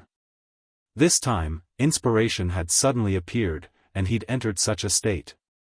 It was undoubtedly a heaven-sent opportunity to him. I can't miss it. In next to no time, Yi Xian calmed his heart down completely. Anlanxiu stood before Yi Xian with an emotionless expression as she gazed at the group that was charging towards her, and she held a spear in her hand. Her expression was extremely calm as she watched the gray-clothed man and the others charge over, and there wasn't even the slightest ripple in her eyes. The person in the lead was the gray-clothed man. He'd already gathered formidable force as he ran, and every single step he took caused the ground to instantly crack open. It was an extremely astounding sight. Right when the gray-clothed man was around 10 m away from Anlanxiu dashed forward swiftly with the spear in her hand. In the next moment, a spear had suddenly arrived in front of the gray-clothed man. The gray-clothed man's pupils constricted abruptly because the speed of Anlanxiu's spear had greatly exceeded his expectations. So, he could only instinctively use his arms to block it. Bang! Under the gazes of countless people, the gray-clothed man instantly retreated explosively by 300 m. As soon as he stopped moving, he directly knelt on the ground, causing the ground to instantly explode apart. At the same time, the iron rings on his arms instantly transformed into a pile of fragments. Moreover, his arms had even been directly shattered into pieces and transformed into a pile of powder. The gray-clothed man was slightly stunned as he gazed at Anlanxiu, who stood in the distance. "I'm actually unable to resist a single spear strike." Not far away, Anlan didn't stop after she unleashed her spear. She pointed her spear diagonally at the ground, and in the next moment, she swept her spear. At this moment, the surrounding space actually became illusory. Space illusion. The nearby white-robed old man's expression changed drastically when he saw this scene, and he cried out involuntarily, "Spearmaster! You actually reached the level of Spearmaster. You." Not far away. Bang bang bang bang bang. In an instant, countless figures retreated. This retreat was no less than 1,000 feet. Among them, the one-armed man's left arm had been directly swept off by the spear, and he was now an armless man. As he looked at Anlanxiu, his eyes were also filled with terror. Spear owner. In the distance, the middle-aged man looked at Anlanxiu with slight astonishment. "Who exactly are you?" At this moment, he was beyond shocked. It wasn't that the central divine continent didn't have spear masters, but it was the first time he'd seen such a young spearmaster. Anlancio glanced at the middle-aged man but didn't reply, and she instead retreated to a spot not too far away from Yi Xian. She just stood there like that, like a god of war. On the other hand, no one dared to make a move. This was too terrifying. On the other side, the white-robed old man stared fixedly at Anlancio. "Who exactly are you? Why are you interfering in the matters between my Kuraki Academy and the Dark World? If this chapter is not finished, please turn the page." Anlancio glanced at the white-robed old man. "You're disgruntled." The white-robed old man's eyes narrowed slightly. "Are you aware of the consequences?" He naturally didn't dare to attack rashly. After all, he wouldn't believe that such a genius didn't have someone backing her. Anlancio walked over to the white-robed old man with her spear in hand, and then she looked him in the eyes. "Do you want a one-on-one battle or a group battle?" "One-on-one battle or a group battle?" The surroundings were deathly silent. On the other hand, the white-robed old man's expression instantly turned savage. This was simply going too far. How could he endure this? He was about to attack right away, but right at this moment, numerous formidable auras suddenly enveloped him. All of them were above the peak of the myriad techniques realm. The white-robed old man's expression changed once more when he noticed this scene. Meanwhile, an old man appeared by Anlancio's side. The old man wore black clothes, and his hands were hidden within his sleeves.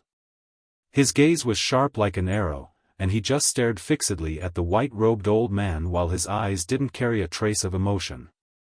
The white-robed old man glanced at Anlancio and the black-clothed old man. "Which power are both of you from?" At this moment, he was naturally shocked because it was utterly impossible for an ordinary power to foster such a genius, and it was impossible for an ordinary power to casually foster a few experts at the peak of the Dharma realm or above. The black-clothed old man glanced at the white-robed old man and said in a hoarse voice, "Fuck off right now." His voice was extremely unpleasant and slightly ear-piercing. The white-robed old man's face instantly turned livid, and he was about to flare up. However, a voice suddenly entered his mind, and it didn't take long for his pupils to constrict. After that, he took a deep and long glance at Anlancio. When he spoke up to hear, he didn't dare continue. After a short moment, the white-robed old man turned around and left, and the army of 100,000 cavalry left with him. They retreated very swiftly. Anlancio. There was no one in the Central Divine Prefecture that didn't know this name. Because this name was ranked at the 6th position on the monstrous genius rankings. Yet she'd merely used a single day to rise from the 30th position to the 6th position. The power that stood behind such a person was a mystery, and it was a mystery even to Kuraki Academy. That was the most terrifying part. After all, Kuraki Academy was a large power in the Central Divine Prefecture. While its information network couldn't be said to be the best in the Central Divine Prefecture, it was absolutely not bad. Moreover, even Kuraki Academy hadn't been able to find any information about Anlancio's origins. The white-robed old man didn't dare threaten her with a life-and-death struggle because he didn't dare to. If he did, then perhaps Anlancio would really fight Kuraki Academy to the death. Because she really wasn't afraid. So, the white-robed old man retreated decisively. After the white-robed old man and the others retreated, Anlancio turned around. Meanwhile, Yi Xian had suddenly put the spirit grace sword away, and then he arrived in front of her. Anlancio was slightly stunned. He was interrupted. The corners of Yi Xian's mouth curled up slightly. "I think so." Anlancio shook her head slightly. "Be serious." Yi Xian chuckled, and then he spoke with a serious expression. What are you doing here?" "Xiaofan." Anlancio was stunned.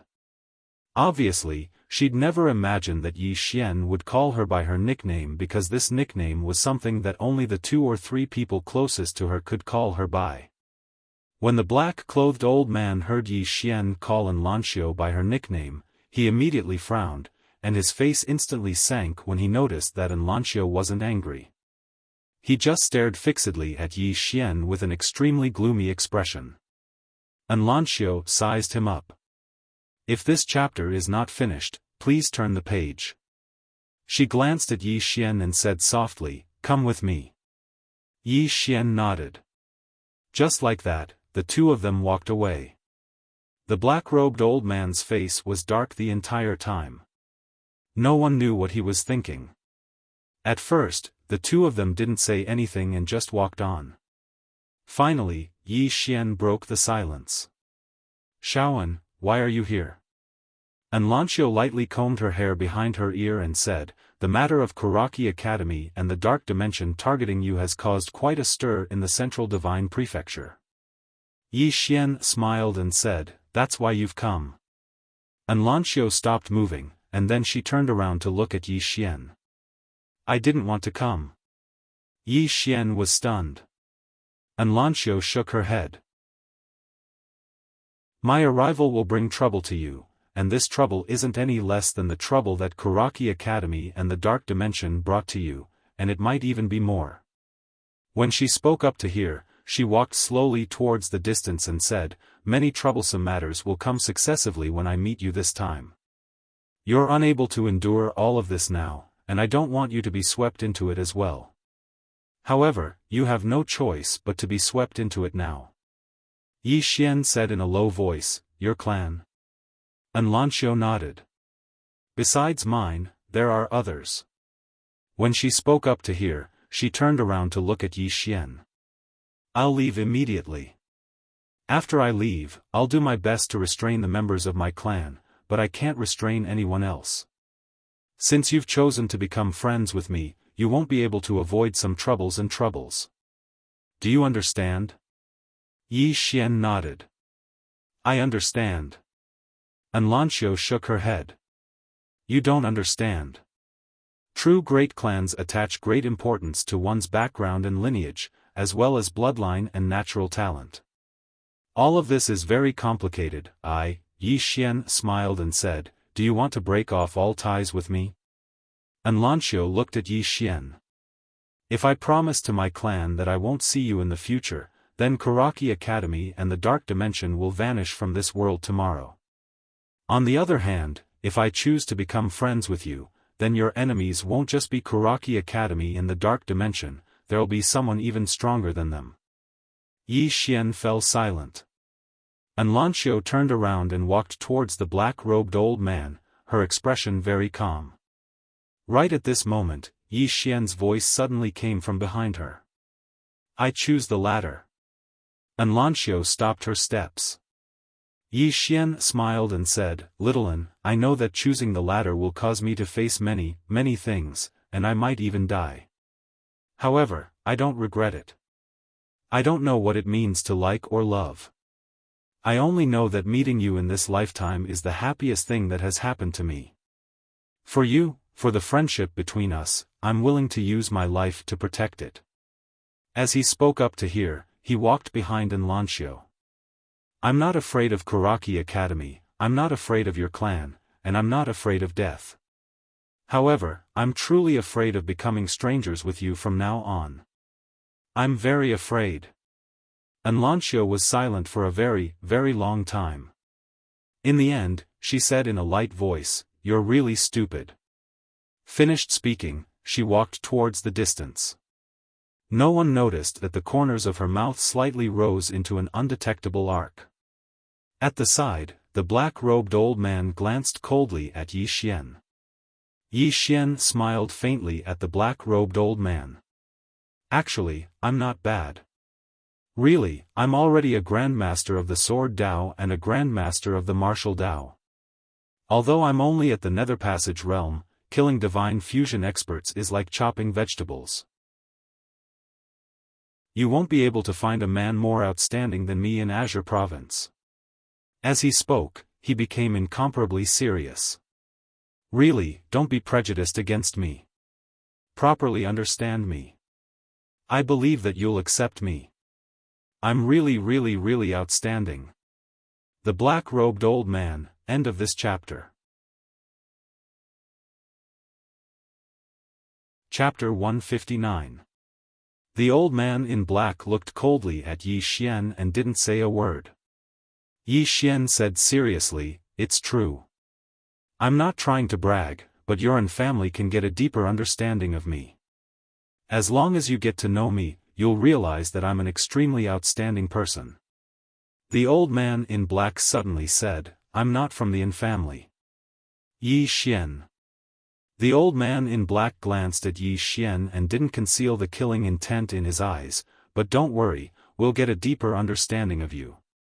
With that, he glanced coldly at Yi Xian and turned to leave. Yi Xian was stunned and shook his head. "That's *King enemy." At this moment, Jiangjiu walked to Yi Xian's side. She looked at the distant horizon and said softly, "Has she left?" Yi Xian raised his head and looked into the distance. Anlanxiu had already disappeared into the horizon. She really left. She didn't stop at all. Jiangjiu said softly, "She left in such a hurry, the matter might be very serious." Yi Xian nodded, "I know." Jiangjiu looked at Yi Xian and there was a trace of worry in her eyes. Anlanxiu's family wasn't ordinary. If Yi Xian and Anlanxiu were just ordinary friends, it might not be a big deal. But the problem was that Anlanxiu's attitude towards Yi Xian was indeed not ordinary. For example, the way she called him Little Un. She only knew that in the entire country of Jiang, only she could call Anlanxiu Little Un. In the past, her big brother, the country of Jiang's crown prince, had also called her that. At that time, Anlanxiu didn't give the crown prince any face and directly pointed a spear at his face. Since then, besides her, no one else dared to call Anlanxiu by her nickname. And just now, Yi Xian had called her that. But Anlanxiu didn't feel any disgust towards it. Actually, as long as one wasn't blind, one could see that Anlanxiu's attitude towards Yi Xian wasn't ordinary. Was Yi Xian outstanding? He was definitely outstanding. However, in the eyes of these aristocratic families, this might not be enough. These aristocratic families had seen too many monstrous geniuses. Ordinary monstrous geniuses could not even enter their eyes. Moreover, to them, talent wasn't the only thing that mattered. Status and background were important as well. This was the so-called well-matched match in terms of social status. The rich and powerful clans attached great importance to this point. Yi Xian and Anlanxiu were clearly of unequal social status. Meanwhile, Yi Xian suddenly said, "Let's go." With that, he turned around and left. Jiangjiu glanced at the end of the horizon, yet she couldn't see Anlanxiu's figure any longer.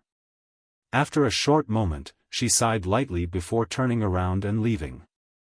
Along with Anlanxiu's appearance, the entire state of Jiang suddenly calmed down. Although the armies of the Chu country and the Yu country didn't completely retreat from the Jiang country's territory, they didn't launch another attack. They didn't dare to attack because they still didn't know what Anlanxiu's intentions were. In short, Jiangguo could finally take a breather. Mizar City was not big, only having a population of 500,000 to 600,000.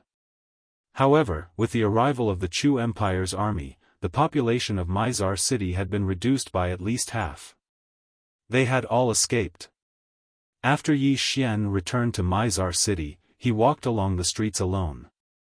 Thinking about many things. Actually, he'd already been interrupted outside the city. It hadn't been interrupted by external factors, but by himself. Because he noticed that when he sensed his surroundings, such as the wind, he was actually unable to calm down. Impetuous. When he wanted to calmly feel the wind around him, he realized how impetuous he was. He'd walked all the way since leaving Azure City. This chapter isn't finished, please continue to the next page. Because I've truly been too impetuous. In this world, there wasn't only fighting and killing, nor was there only cultivation. There were many other beautiful things, and he'd been neglecting all of them. Now, he just wanted to calm down and take a serious look at his surroundings. He wanted to seriously feel the wind, the streets, and everything in his surroundings. As he walked, he'd unknowingly arrived by a river. There were rows of small houses on both sides of the river.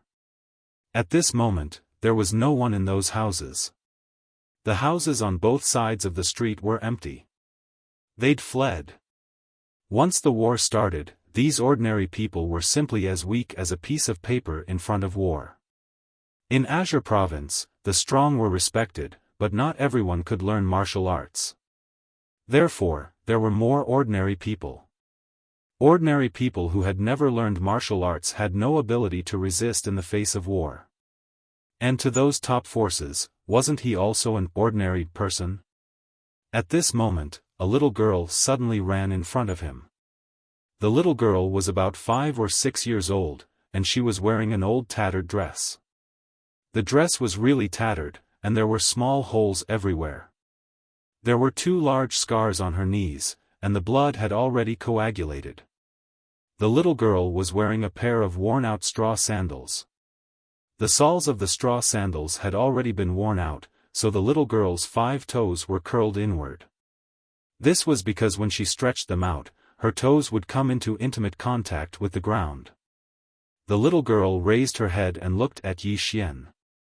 Her eyes were very watery as she said in a clear voice, "Brother Yi, thank you for saving us just now."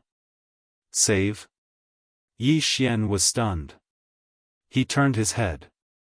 Not far away, there were several people, both men and women. Clearly, these people were the little girl's relatives. At this moment, a middle-aged man hurriedly walked in front of Yi Xian. He knelt down and kowtowed heavily. "We are the people who were chased by the Chu army outside the city. If State Scholar Yi had not appeared, we would have died outside the city. Thank you, State Scholar Yi, for saving our lives." Not far away, the few people also knelt down. The little girl in front of Yi Xian also wanted to learn from the adults and kneel down, but she was carried by Yi Xian. The middle-aged man's expression changed greatly. "Tong Tong, come down quickly. Don't dirty State Scholar Yi's clothes." The little girl was about to break free from Yi Xian, but Yi Xian smiled and said, "Don't move. Let me carry you." The little girl looked at Yi Xian. Dirty." Yi Xian gently kissed the little girl's cheek. He smiled and said, "Not dirty at all." The little girl blinked. Then she gently kissed Yi Xian. Yi Xian laughed. He faced the middle-aged man and said, "Get up." The middle-aged man hesitated for a moment and then stood up. But his body was still half-bowed. This was not fear, but respect. Respect from the bottom of their hearts. Yi Xian asked, "Do you have a place to go?" The middle-aged man shook his head. "I didn't know where to go before. Now I want to go to the imperial capital because it might be safer there." "Safer?" Yi Xian was silent.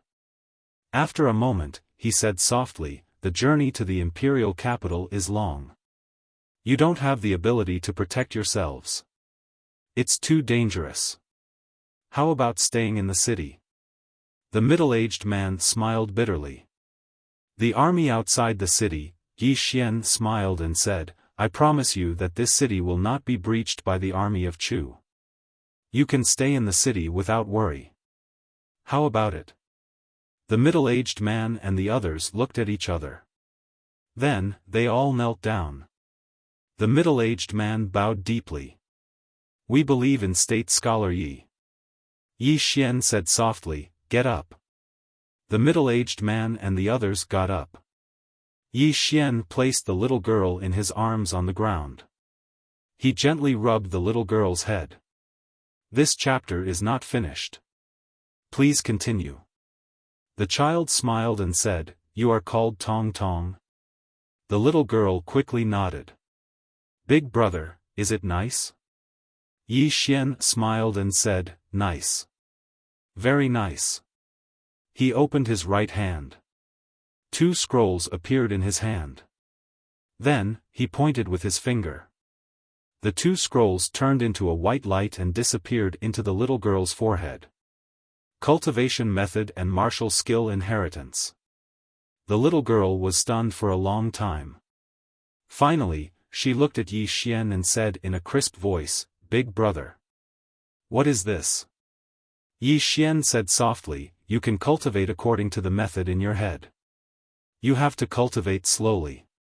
In the future, you can be as powerful as Big Brother." The little girl blinked. "Really?" Yi Xian smiled and said, "Really. However, you can't tell others about this. Just treat it as a little secret between you and Big Brother, okay?" The little girl quickly nodded. Yi Xian opened his right palm. A money bag appeared in his hand. He threw the money bag to the middle-aged man. "Live well in the city. Treat Tong Tong well. Give her 2 sets of good clothes and shoes. I like this little girl very much. In the future, I will come to Kaiyang City to see her." The middle-aged man quickly said, "Okay." Then, he and the others bowed deeply to Yi Xian. Then, they pulled Tong Tong and left. Not long after, Tong Tong suddenly turned to look at Yi Xian. "Big brother, will you come to find me?" Yi Xian smiled and said, "Yes." Tong Tong smiled sweetly. "I will wait for Big Brother to come." Then, she turned and left with the middle-aged man and others. Watching the little girl leave, Yi Xian smiled slightly. He turned to face the river in front of him. Suddenly, he found that his one thought might be able to determine the life and death of many people. If it was an evil thought, many people might die. If it was a good thought, it might be able to change a person's life, or even the lives of countless people. Thinking of this. Boom! A sword intent suddenly swept out of his body. This sword intent scattered towards the small river. The surface of the small river in front of Yi Xian suddenly surged with waves. But gradually, a strange phenomenon appeared on the river surface. The left side of the river, which was covered by the sword intent, was like boiling water. But the right side, which was covered by the sword intent, was extremely calm, with only slight ripples. One side of the river, one kind of sword intent. They were 2 extremes. Just like this, after an unknown period of time, the sword intent on the river surface suddenly surged back into Yi Xian's body like a tide. But the next moment, the sword intent swept out of his body again. The sword intent followed the surface of the small river and vibrated into the distance.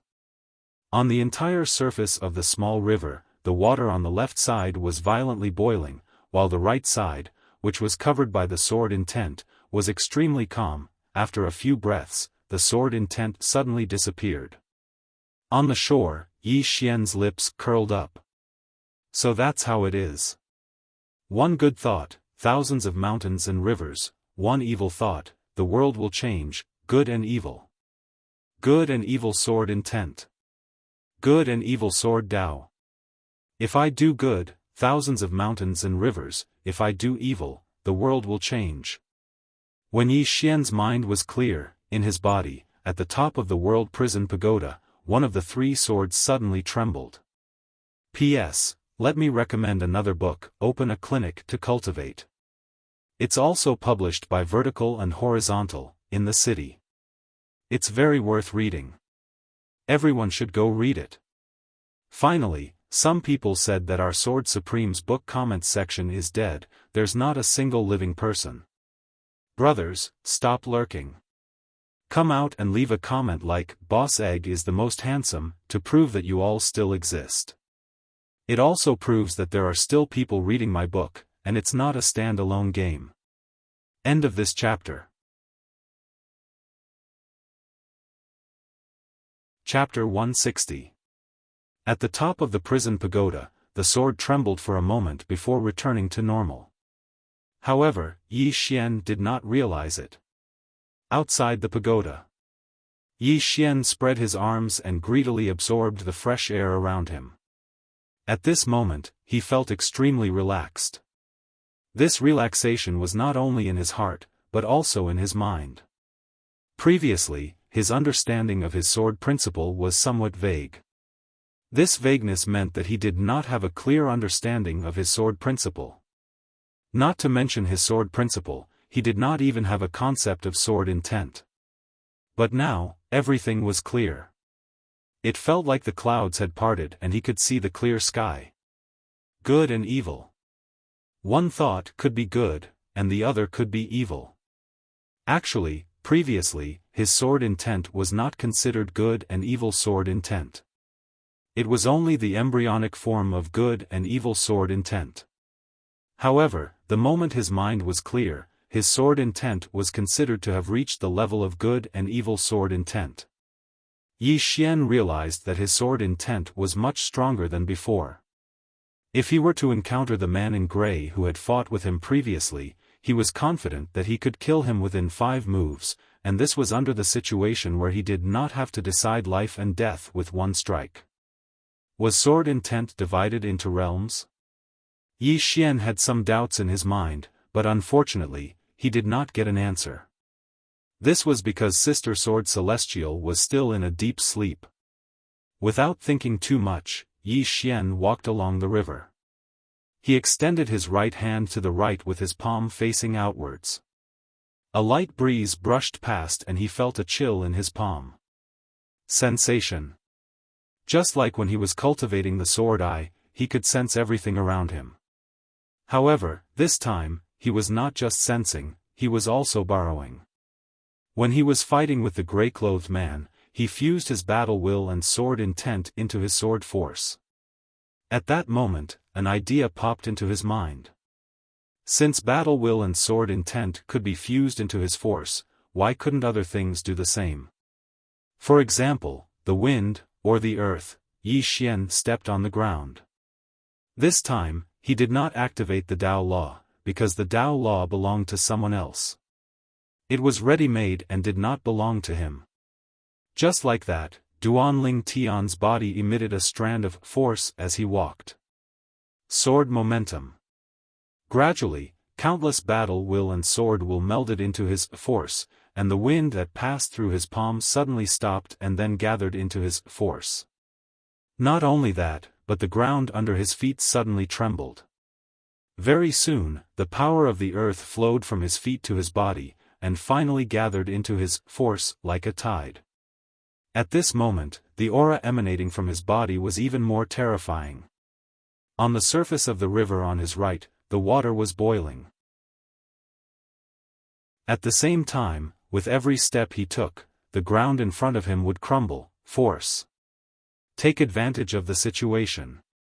At this moment, Yi Xian was very excited because he realized that he could really borrow power. Not only could it be borrowed, but it could also be fused. He fused all of this into his force. For example, battle intent, sword intent. When all of these were integrated into his sword force, it was no longer just a sword force. The momentum had already transformed. More accurately, it was no longer just a person's momentum. A person's momentum was still limited to him. It was like a cup of water. The capacity of the cup was limited, but if this cup was placed into a basin and broken, the water would increase. This force was like water. If he wanted to store more, he had to break through his own shackles. Yi Xian walked forward slowly. Gradually, on his right. This chapter is not finished, please continue to the next page. A powerful force appeared in the river. Water force. The water force gathered towards him bit by bit, bang. The ground under Yi Xian's feet was no longer collapsing, but completely shattered. The force that gathered on his body was so strong that the ground under his feet could no longer bear it. It was unstoppable. Together with his good and evil sword will, he could easily kill a Nether Passage realm expert with this force. If he fought against the man in grey again, he was confident that he could kill him in 3 strikes. If he used life and death with one sword, he could do it with one strike. A person's strength could not be measured by their realm. Concept, momentum, combat experience, and equipment. None of these could be lacking. At this moment, other than his realm, he had reached his peak in all other aspects. If he reached the divine unity realm, his strength would undergo a qualitative transformation. Yi Xian suddenly stopped and pressed his right hand down. Disperse. As he spoke, the force that gathered on his body disappeared without a trace. The river regained its calm. Swordmaster. Yi Xian's lips curled up slightly. He should be considered a swordmaster now. As if he thought of something, he pointed his finger forward and a ray of sword light flashed. 300 feet away, a tree branch fell with a crack. Just as it was about to hit the ground, the spirit elegant sword suddenly appeared. The tree branch landed firmly on the spirit elegant sword. The next moment, with a flash of sword light, the spirit elegant sword appeared in front of him. The smile on Yi Xian's face gradually widened. Compared to before, his current imperial sword technique had undergone a qualitative transformation, be it in terms of speed or strength. Most importantly, he was now able to control the sword with ease. It was not stiff at all. It was as if the sword was part of his hand. At this moment, an old man appeared in front of Yi Xian. The fifth-floor master of the Drunken Immortal Inn. Yi Xian tapped his right foot lightly and activated the Tao Law. The aura on his body was instantly concealed by the Tao Law. To be precise, he was using the power of the earth to conceal himself. A long time ago, he had already discovered that this Tao Law could conceal his aura and realm.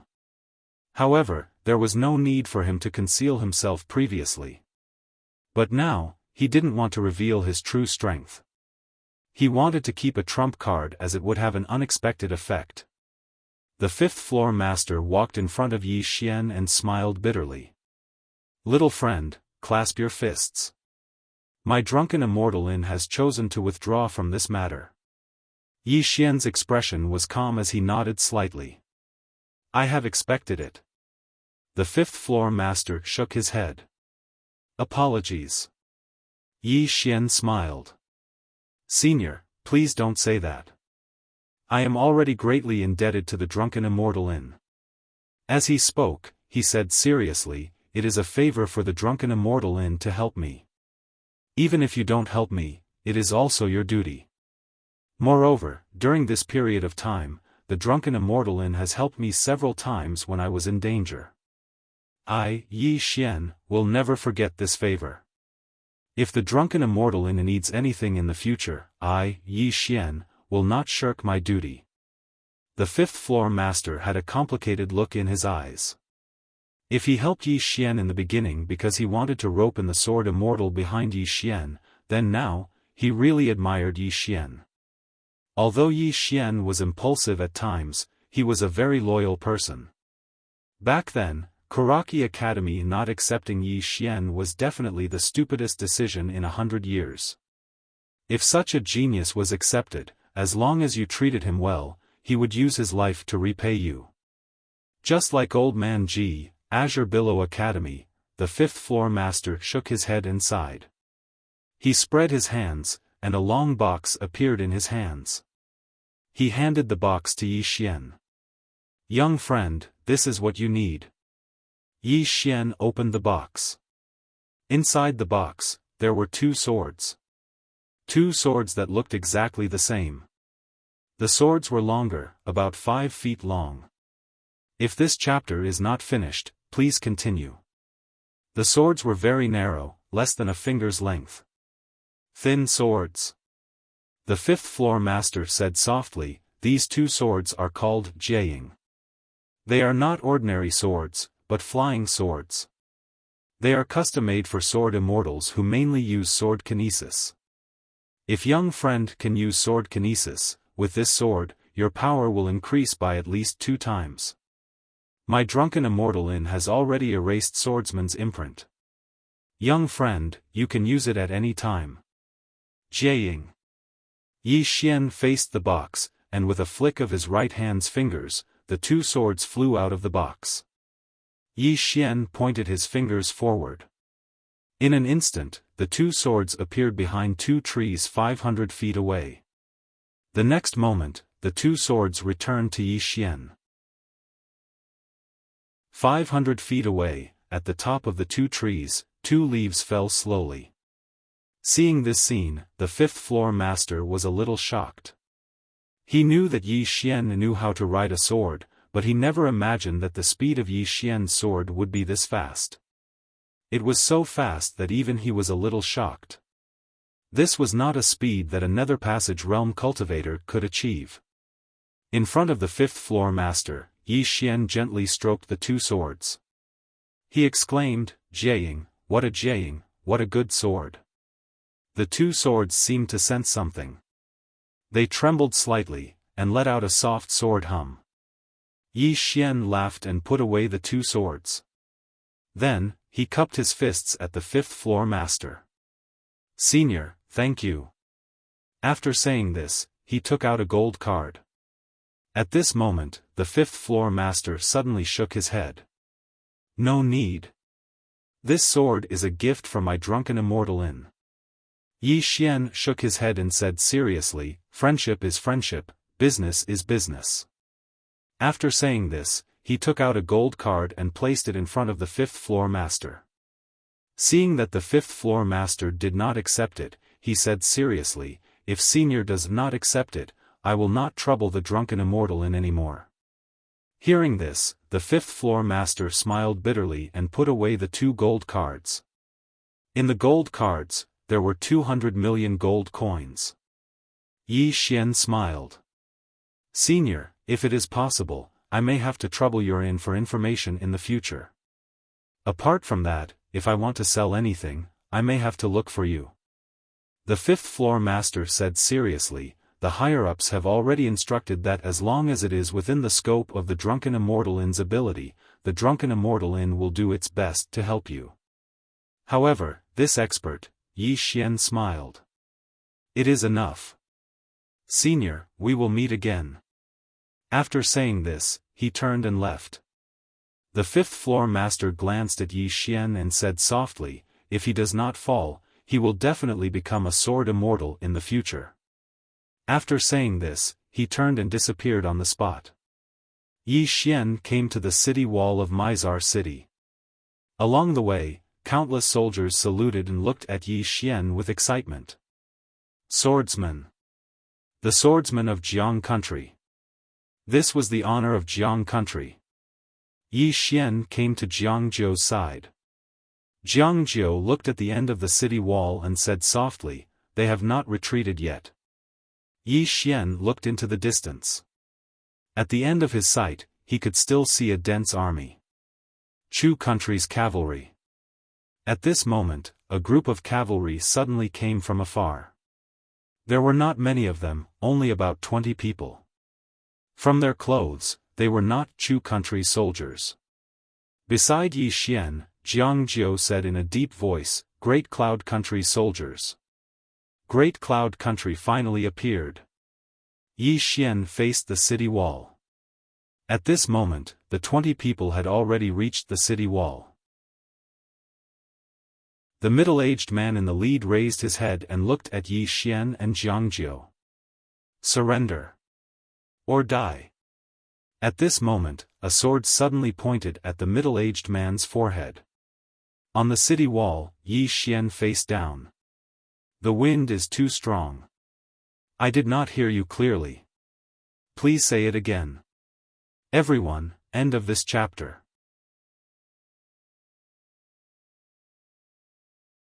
Chapter 161. The battlefield suddenly quietened down. Below the city, the 20 or so cavalrymen stared at Yi Xian, especially the middle-aged man who was leading them. Although a sword was pressed against his forehead, there was no fear in his eyes. "If you don't surrender, the day the army enters the city will be the day you will be beheaded." Yi Xian gave the middle-aged man a thumbs up. "You've got guts." The middle-aged man sneered. "Kill me? You won't dare even if you have 100 guts. Yi Xian was puzzled. Why? The middle-aged man pointed at himself. I'm a soldier of Great Cloud Empire. I'm here on behalf of Great Cloud Empire. If you kill me, Great Cloud Empire, Chi. The elegant spirit sword suddenly pierced through the middle-aged man's forehead. The middle-aged man's voice stopped abruptly. His eyes were wide open and filled with disbelief. On the city wall, Yi Xian opened his palm and the elegant spirit sword flew into his hand. A drop of blood slowly dripped from the tip of the sword. Yi Xian looked at the middle-aged man and shook his head.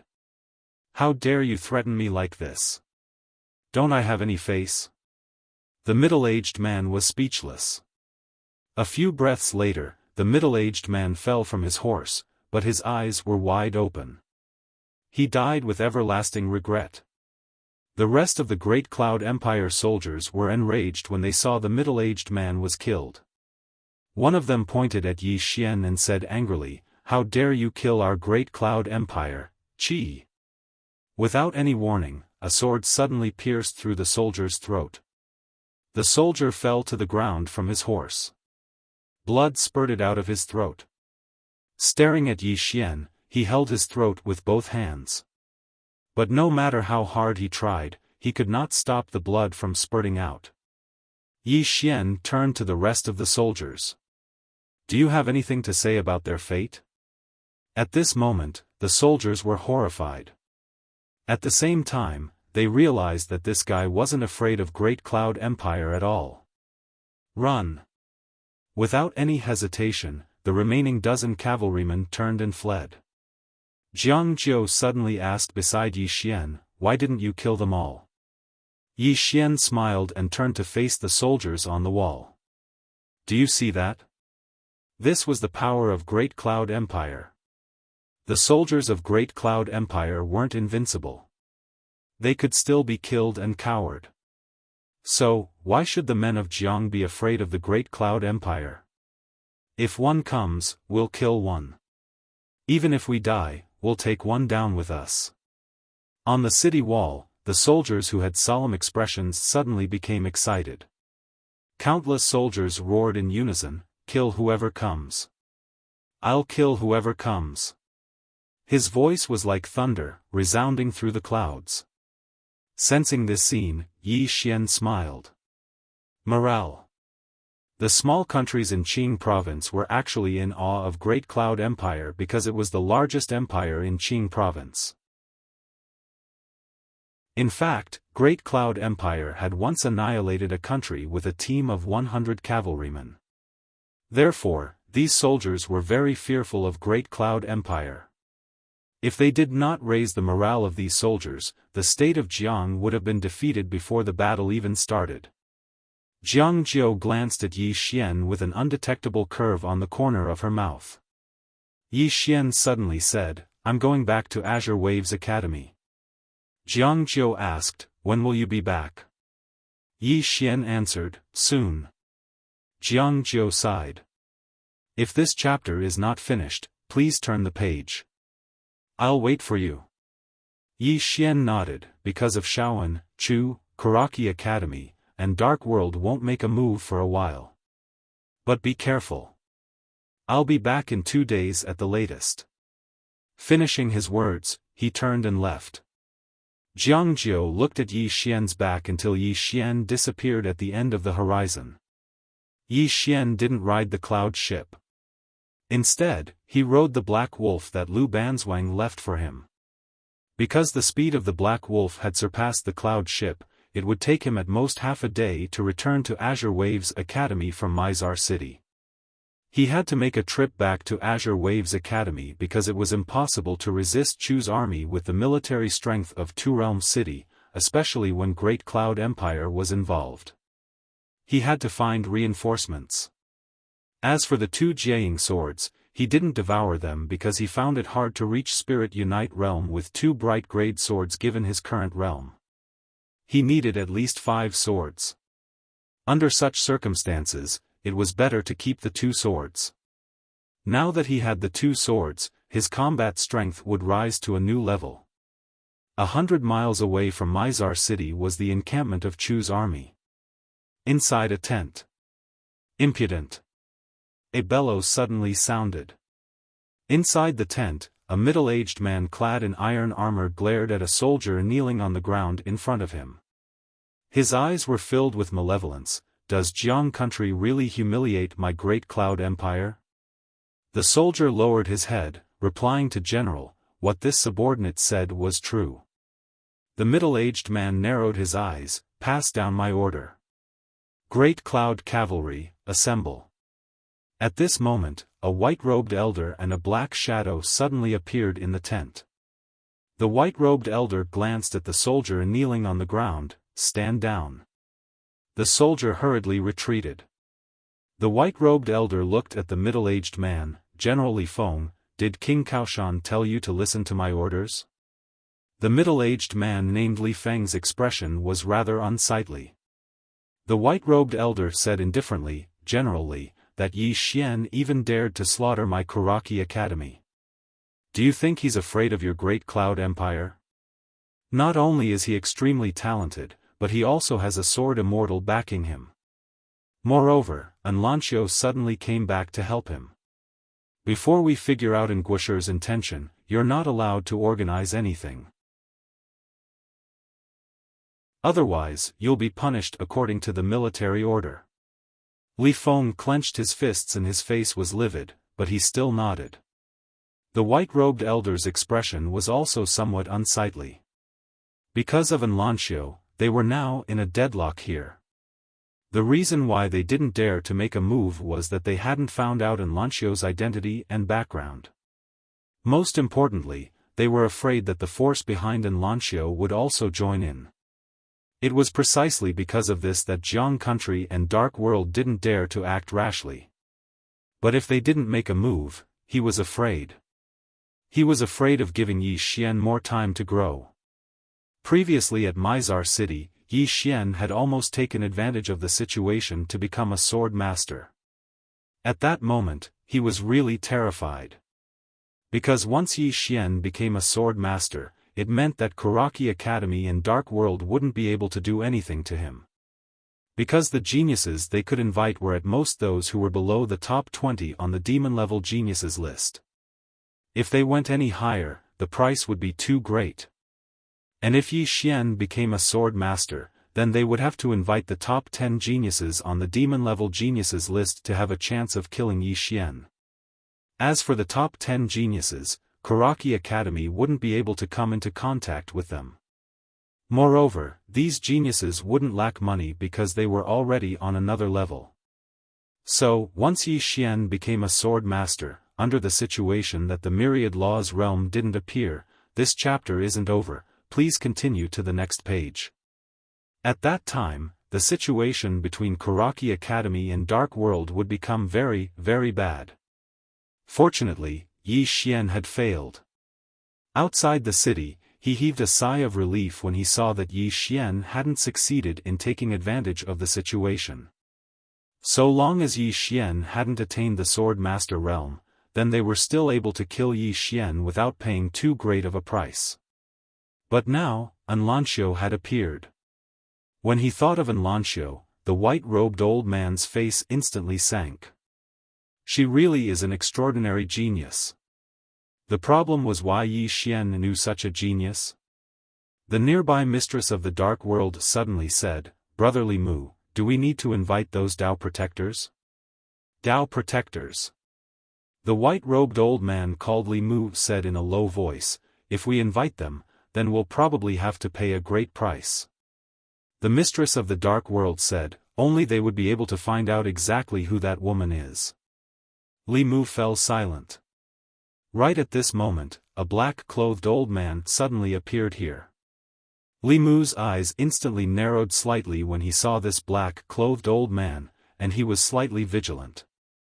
Because this person was precisely the person that followed by Anlanxiu's side that day. The black-clothed old man glanced at the nearby mistress of the Dark World who'd concealed herself. Don't make a fool of yourself with this inferior concealment technique of yours. As soon as he finished speaking, he lightly stomped his right foot on the ground. Bang!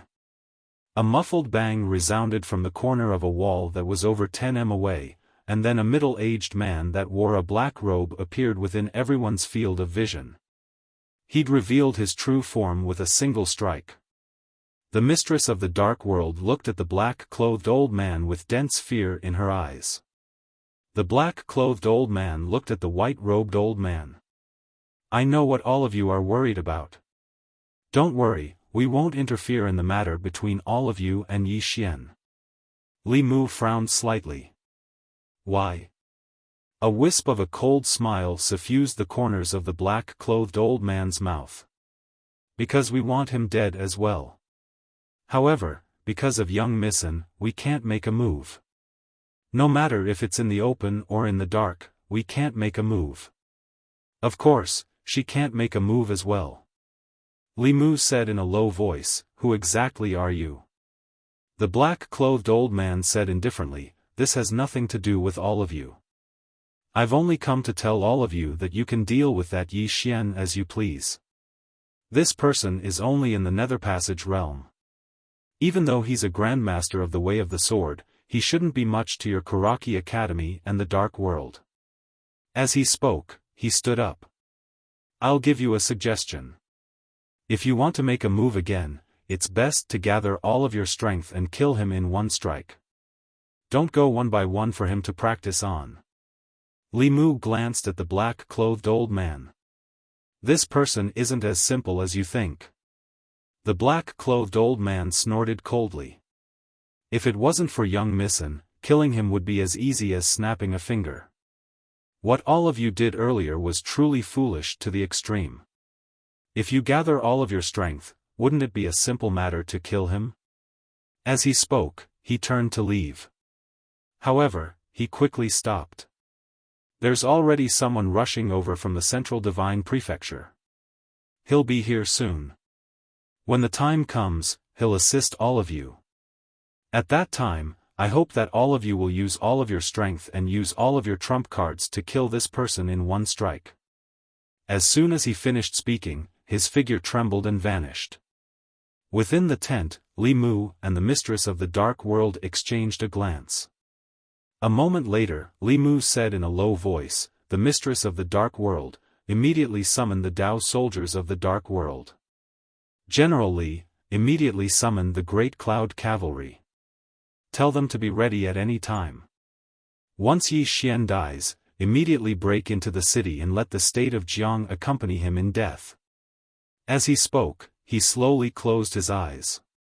"This time, we'll succeed or die trying." End of this chapter. Chapter 162. Sanglan Academy. At the foot of Mount Ji Yunshan, Yi Xian was stunned by the scene in front of him. At this moment, there were many people gathered at the foot of Mount Ji Yunshan. They were all looking up at Mount Ji Yunshan with eyes filled with anticipation. Yi Xian walked to a man's side. "Brother, what are you waiting for?" The man glanced at Yi Xian. "You don't know?" Yi Xian shook his head. "Please tell me." The man said, "State Scholar Yi Xian is coming back."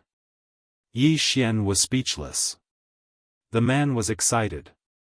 "It is said that he will return to Sanglan Academy today. Therefore, we are all waiting here. I am already waiting here at daybreak." Yi Xian was stunned for a while before he said, "Everyone here is waiting for him?" The man nodded. "Yes, some of the people in front are even crazier. They came before daybreak." Yi Xian asked again, "How do you know he will return today?" The man smiled. "It spread throughout the capital." Yi Xian shook his head. "It was probably Jiangjiu who informed the king of Jiang and then spread the news. This was nothing, a small matter." Yi Xian patted the man's shoulder. "Yi Xian is just an ordinary person. There's nothing to see. Go back and have a good life, Bulsh*T. The man suddenly flew into a rage. How can State Scholar Yi be an ordinary person? He is a State Scholar of Jiang, a swordsman of Jiang. How dare you insult him? With that, he threw a punch at Yi Xian. Insult him? Yi Xian was stunned. What did he say? Sensing the man's punch, Yi Xian lightly tapped the tip of his foot and retreated a few feet. The man's punch missed and he was instantly stunned. At this moment, some people in the surroundings were already looking in their direction. Just as Yi Xian was about to speak, a masked teenager suddenly pointed at Yi Xian angrily. I heard him insult State Scholar Yi. Yi Xian was speechless. Some people instantly looked at Yi Xian when they heard the young man, and their eyes burned with rage. Yi Xian. In the hearts of the people of the state of Jiang, this name could not be said to be sacred, but it was definitely not to be offended. What Yi Xian had done in the Tang kingdom had already spread throughout the entire Jiang kingdom. His current fame was far greater than in Lan Xiu's. That was not the main point. The main point was that Yi Xian was defending the state of Jiang, fighting to protect the state of Jiang. He was a kingdom knight of Jiang country. He was also the swordsman of the kingdom of Jiang. A man suddenly walked up to Yi Xian. He sized up Yi Xian and asked in confusion, "Why do you look so familiar?" Yi Xian was speechless. Familiar? How could he not be familiar? Aren't you waiting for me? Actually, it was normal that these people didn't know him because he wasn't so famous when he was in the state of Jiang. Therefore, many people had never seen him before. Even if they had seen him before, they had only seen him once from afar. It was just a brief encounter. Naturally, Yi Xian did not want the misunderstanding to continue. He was about to explain when the man who had attacked him earlier suddenly said, "This guy looks shifty-eyed. I can tell he's not a good person at first glance. Why don't we beat him up first?" Yi Xian's face darkened. Shifty eyes? Fuck, I don't even have eyes. Even if you want to beat me up, can't you find another reason?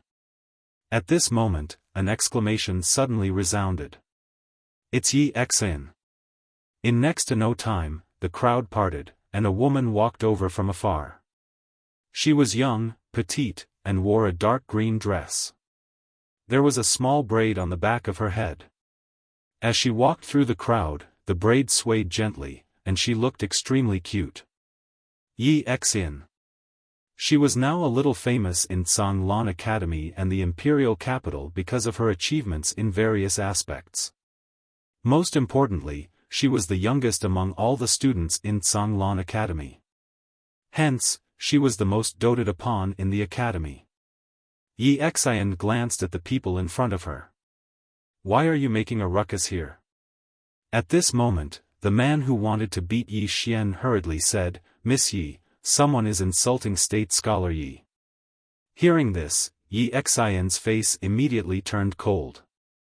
Who? The man pointed at Yi Xian who was not far away, and the crowd hurriedly moved aside. When Yi Xian followed the man's finger and saw Yi Xian, she was immediately stunned on the spot. Yi Xian walked in front of Yi Xian and smiled.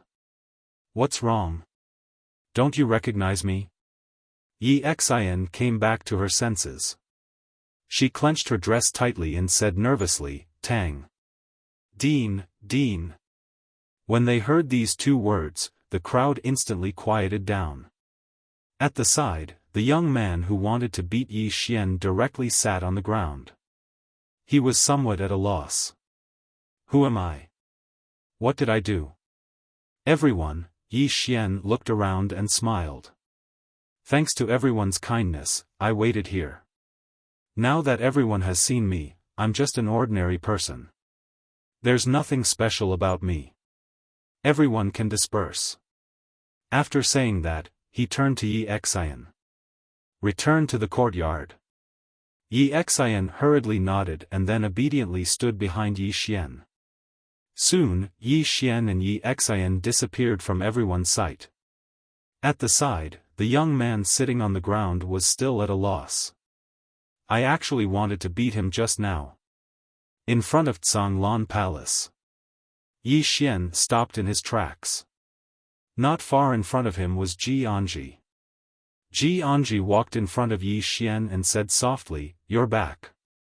Yi Xian nodded. "Is everything okay?" Ji Anji nodded slightly. "Yes." Yi Xian said, "Gather all the students." Ji Anji glanced at Yi Xian and then turned to leave. In less than 15 minutes, all the students gathered in front of Kanglan Hall. Looking at Yi Xian on the stage, the eyes of the students were filled with excitement and admiration.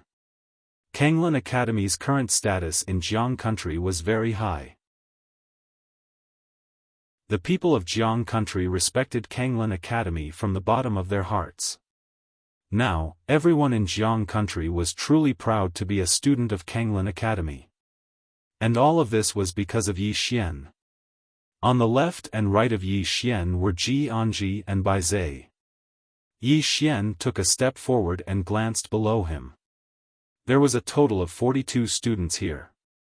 Amongst them, 21 were at the Skyfall realm, 9 were at the Nether Passage realm, and the rest were at the Qi-controlling realm. Yi Xian pondered deeply for a moment before he said, "All of you should be aware that the armies of Chu, Yu, and Great Cloud Empires have arrived.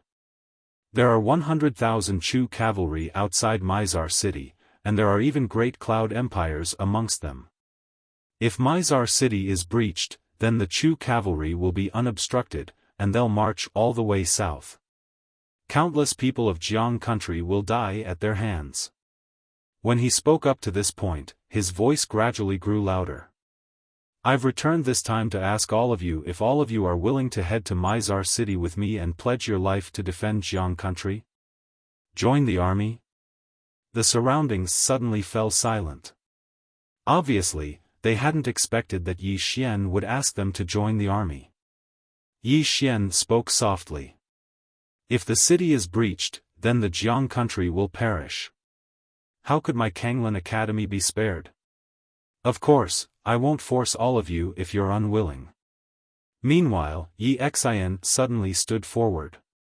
"I'm willing to head to Mizar City." As soon as Yi Xian stood forward, more and more people stood forward as well. Yi Xian felt slightly gratified when he noticed that all of them were willing to head to Mizar City, and he spoke softly. "Do all of you know that most of you might not be able to return from this trip to Mizar City?" A man who stood before Yi Xian grinned. "Dean, you've been fighting for Mizar City all this while.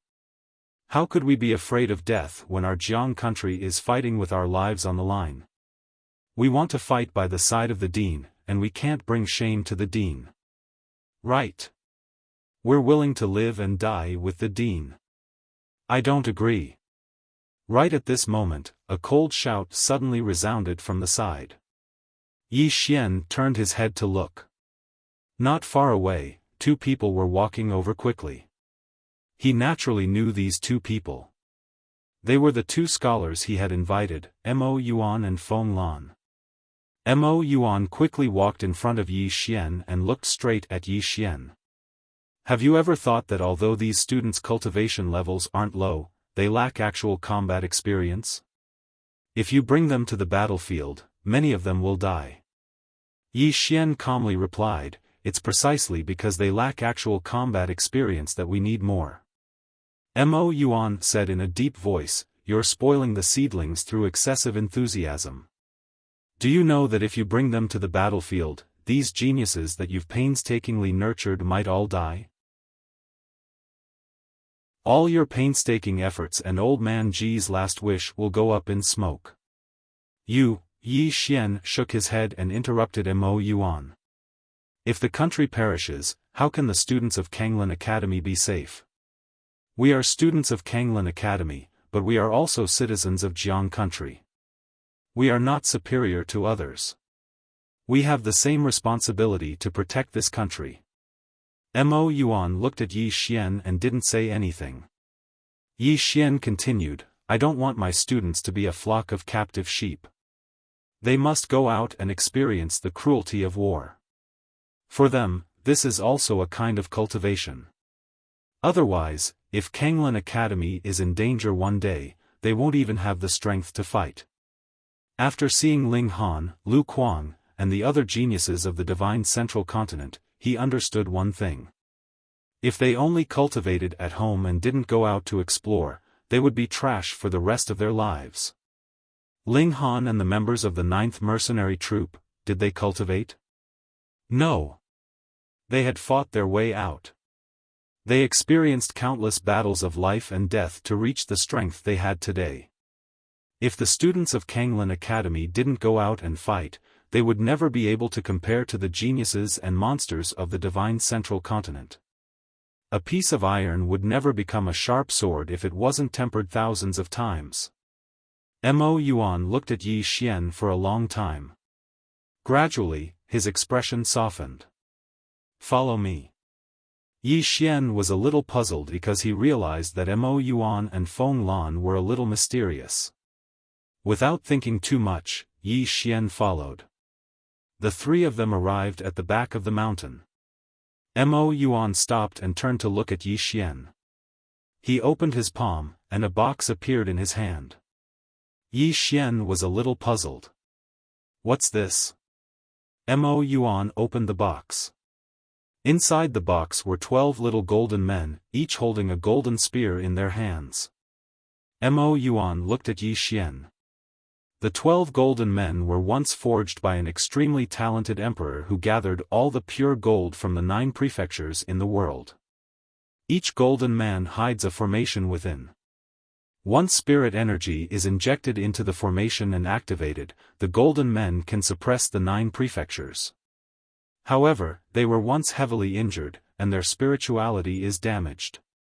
Now, they are only equivalent to divine unity tier cultivators. Moreover, because the formation has been damaged, activating it requires many supreme-grade spirit tools. Yi Xian solemnly asked, "How's the power?" Mo Yuan gently flicked his right hand. One of the golden men in the box suddenly turned into a golden light and landed to the side. At this moment, the small golden man had turned into a big golden man that was much bigger than Yi Xian. Mo Yuan indifferently said, "Give it a try." Yi Xian flicked his finger and a sword ray suddenly struck the golden man. The golden man didn't move. The sword didn't even leave a mark on it. Yi Xian's face changed. His sword was a real sword. A moment later, Yi Xian turned to Mo Yuan. Conditions. Mo Yuan looked straight at Yi Xian. Join my Confucian Dao and become the representative of my Confucian Dao. If you're willing, my Confucian Dao will support you. P.S. I might be on leave because I'm going to Guangzhou. I have activities every day, so I don't have any time to write. I can't take it anymore. His schedule for the day was too full. Sorry. Genius 1 second remember website. Mobile version.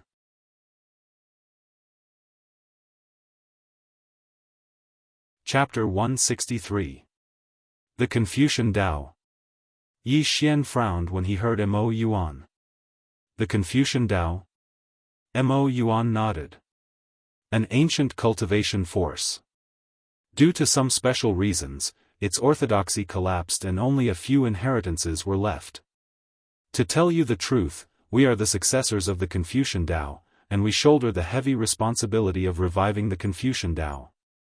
Yi Xian asked in a deep voice, "Why me?"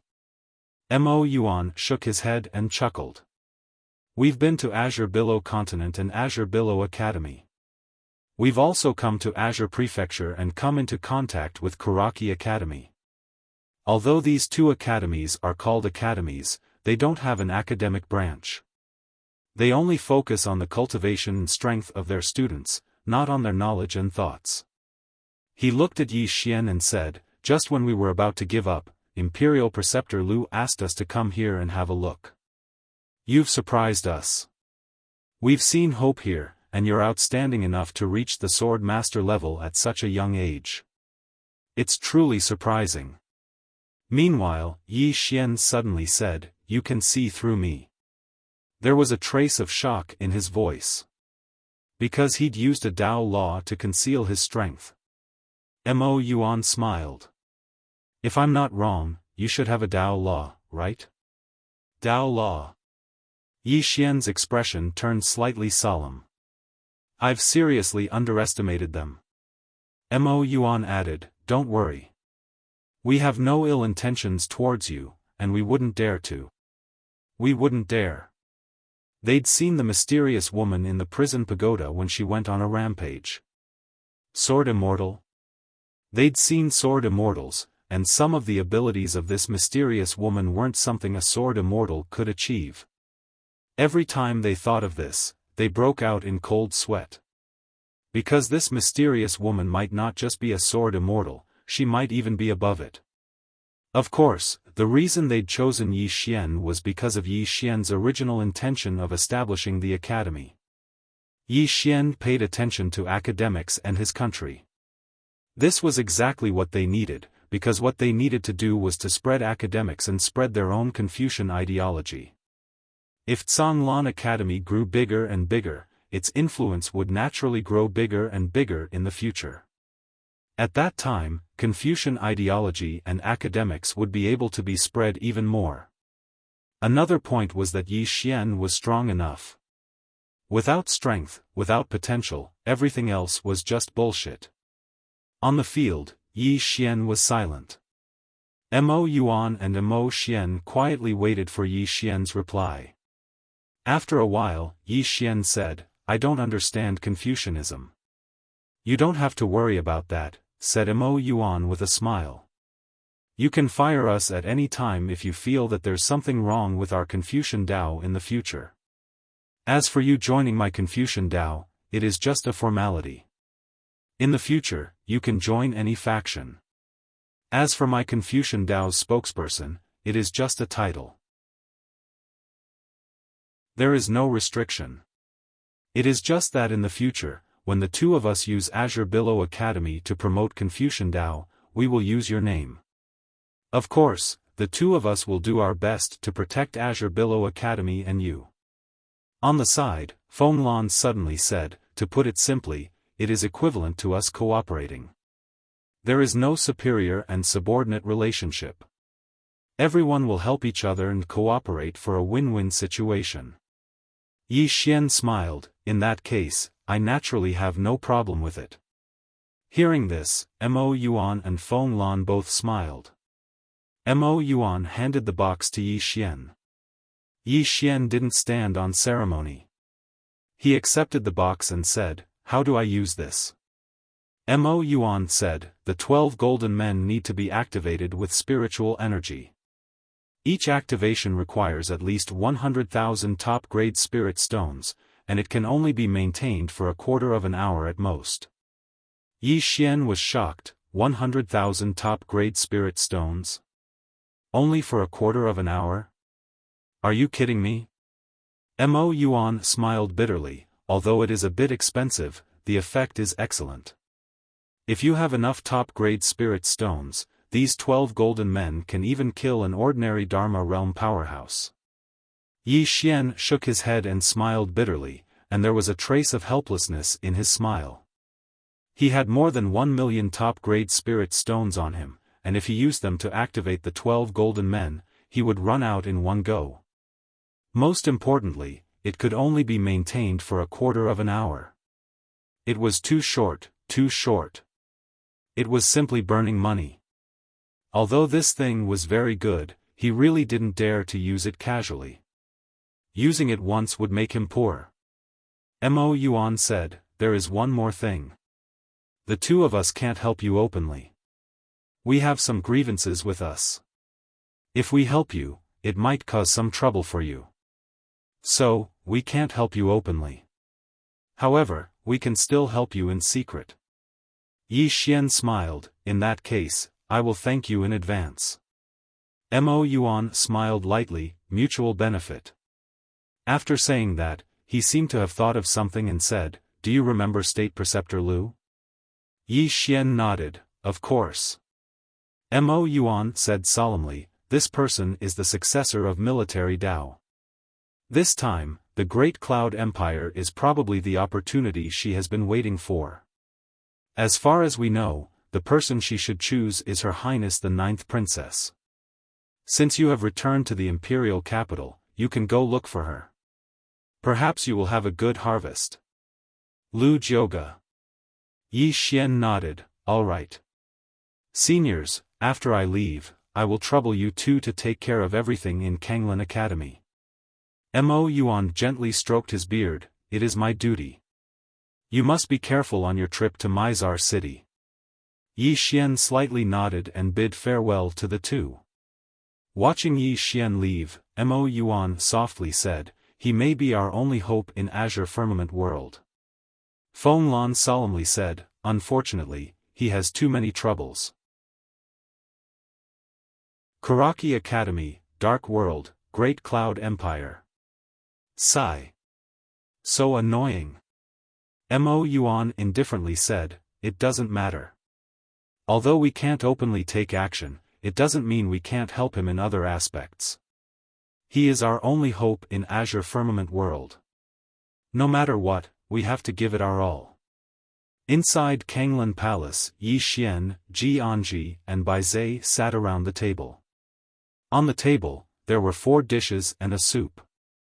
After Yi Xian finished eating, he put the bowl on the table, I will leave with them tomorrow at noon.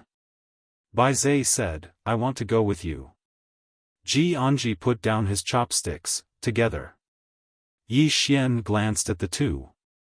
When he was about to speak, Bai Zhe suddenly said, Bandit Yi, this is the last battle.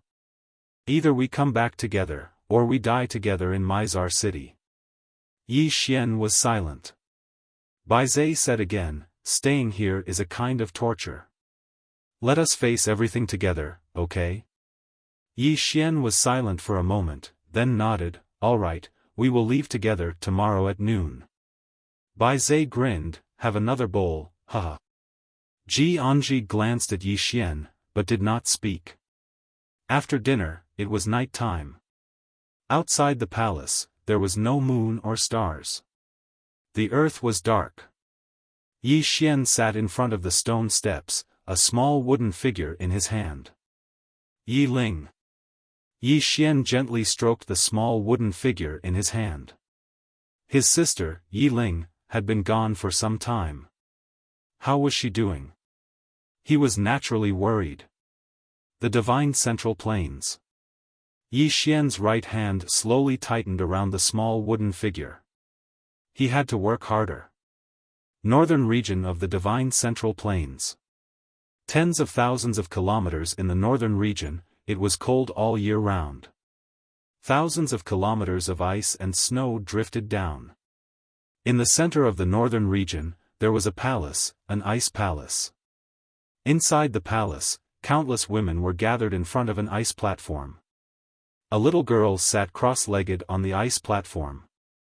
She wasn't very old, only around the age of 13 or 14, and she seemed quite immature.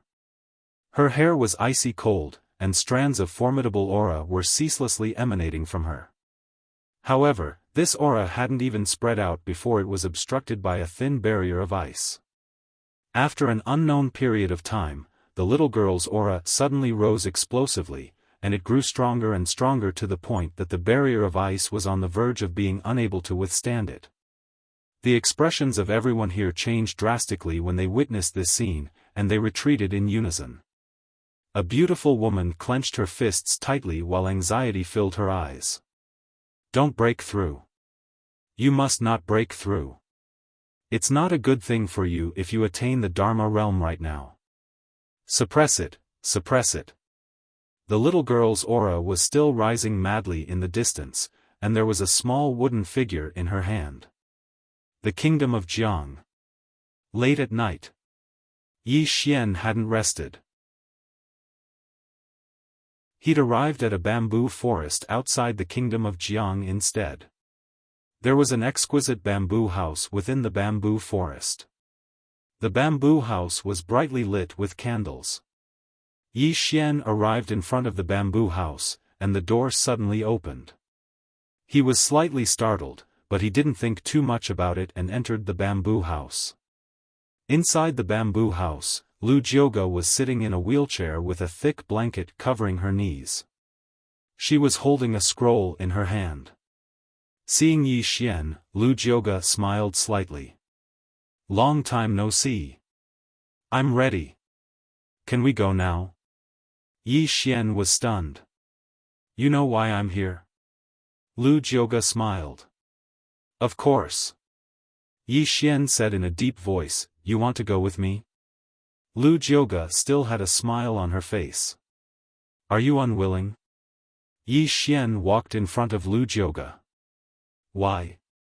Lu Jioge shook her head. I have no ill intentions towards you, nor towards the kingdom of Jiang. Is that enough? Yi Xian was silent for a moment, then nodded. Enough. Lu Jioge's lips curled up slightly. Then let's go. Yi Xian asked. To Lan Academy? Lu Jioge shook her head. To Mizar City. Yi Xian said. We'll leave at daybreak. Lu Jioge looked straight at Yi Xian. Leave now. Leave immediately. It'll be too late after daybreak. Yi Xian frowned. Why? Lu Jioge pointed with a finger. A piece of paper flew in front of Yi Xian. When he saw the contents of the paper, Yi Xian's expression changed. He turned and left. There was only one line on the paper. The Black Flame Army has arrived. The Black Flame Army. Yi Xian had naturally heard of this army that caused the surrounding countries to turn pale at the mere mention of it. Jiang Jiu and the soldiers of Mizar City would definitely not be able to stop them. Not long after Yi Xian left, he suddenly stopped. He turned and walked back to the bamboo house. He walked in front of Lu Jioge. Why aren't you leaving? Lu Jioge said indifferently. Can I leave? Yi Xian, Lu Jioge said. Uncle Chen has gone to handle some matters for me. Now, I'm alone. Yi Xian nodded. Understood. With that, he walked to Lu Jioge's side. He carried Lu Jioge and ran. After running out of the bamboo house, Yi Xian sprinted all the way. In his arms, Lu Jioge suddenly said. I asked you to push my wheelchair. I didn't ask you to carry me. Yi Xian was silent for a moment. Then he said. What did you say? The wind is strong. I didn't hear you clearly. Lu Jioge.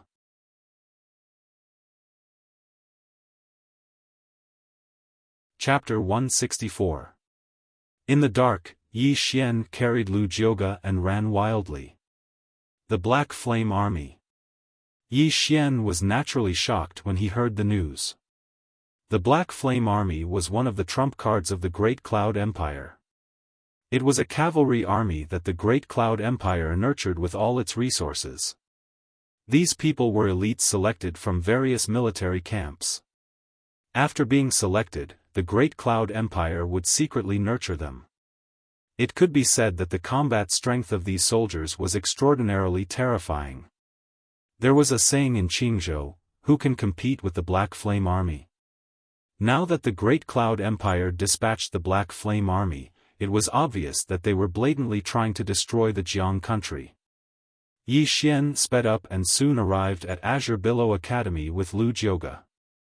After handing Lu Jioge over to Jian, he immediately gathered the students of Azure Billow Academy. In front of Yi Xian, there were more than 40 students and 30 demonic beasts. The demonic beasts he brought from Mount Mang got along well with the students under Bai Zai's guidance. After all, these demonic beasts had their own intelligence.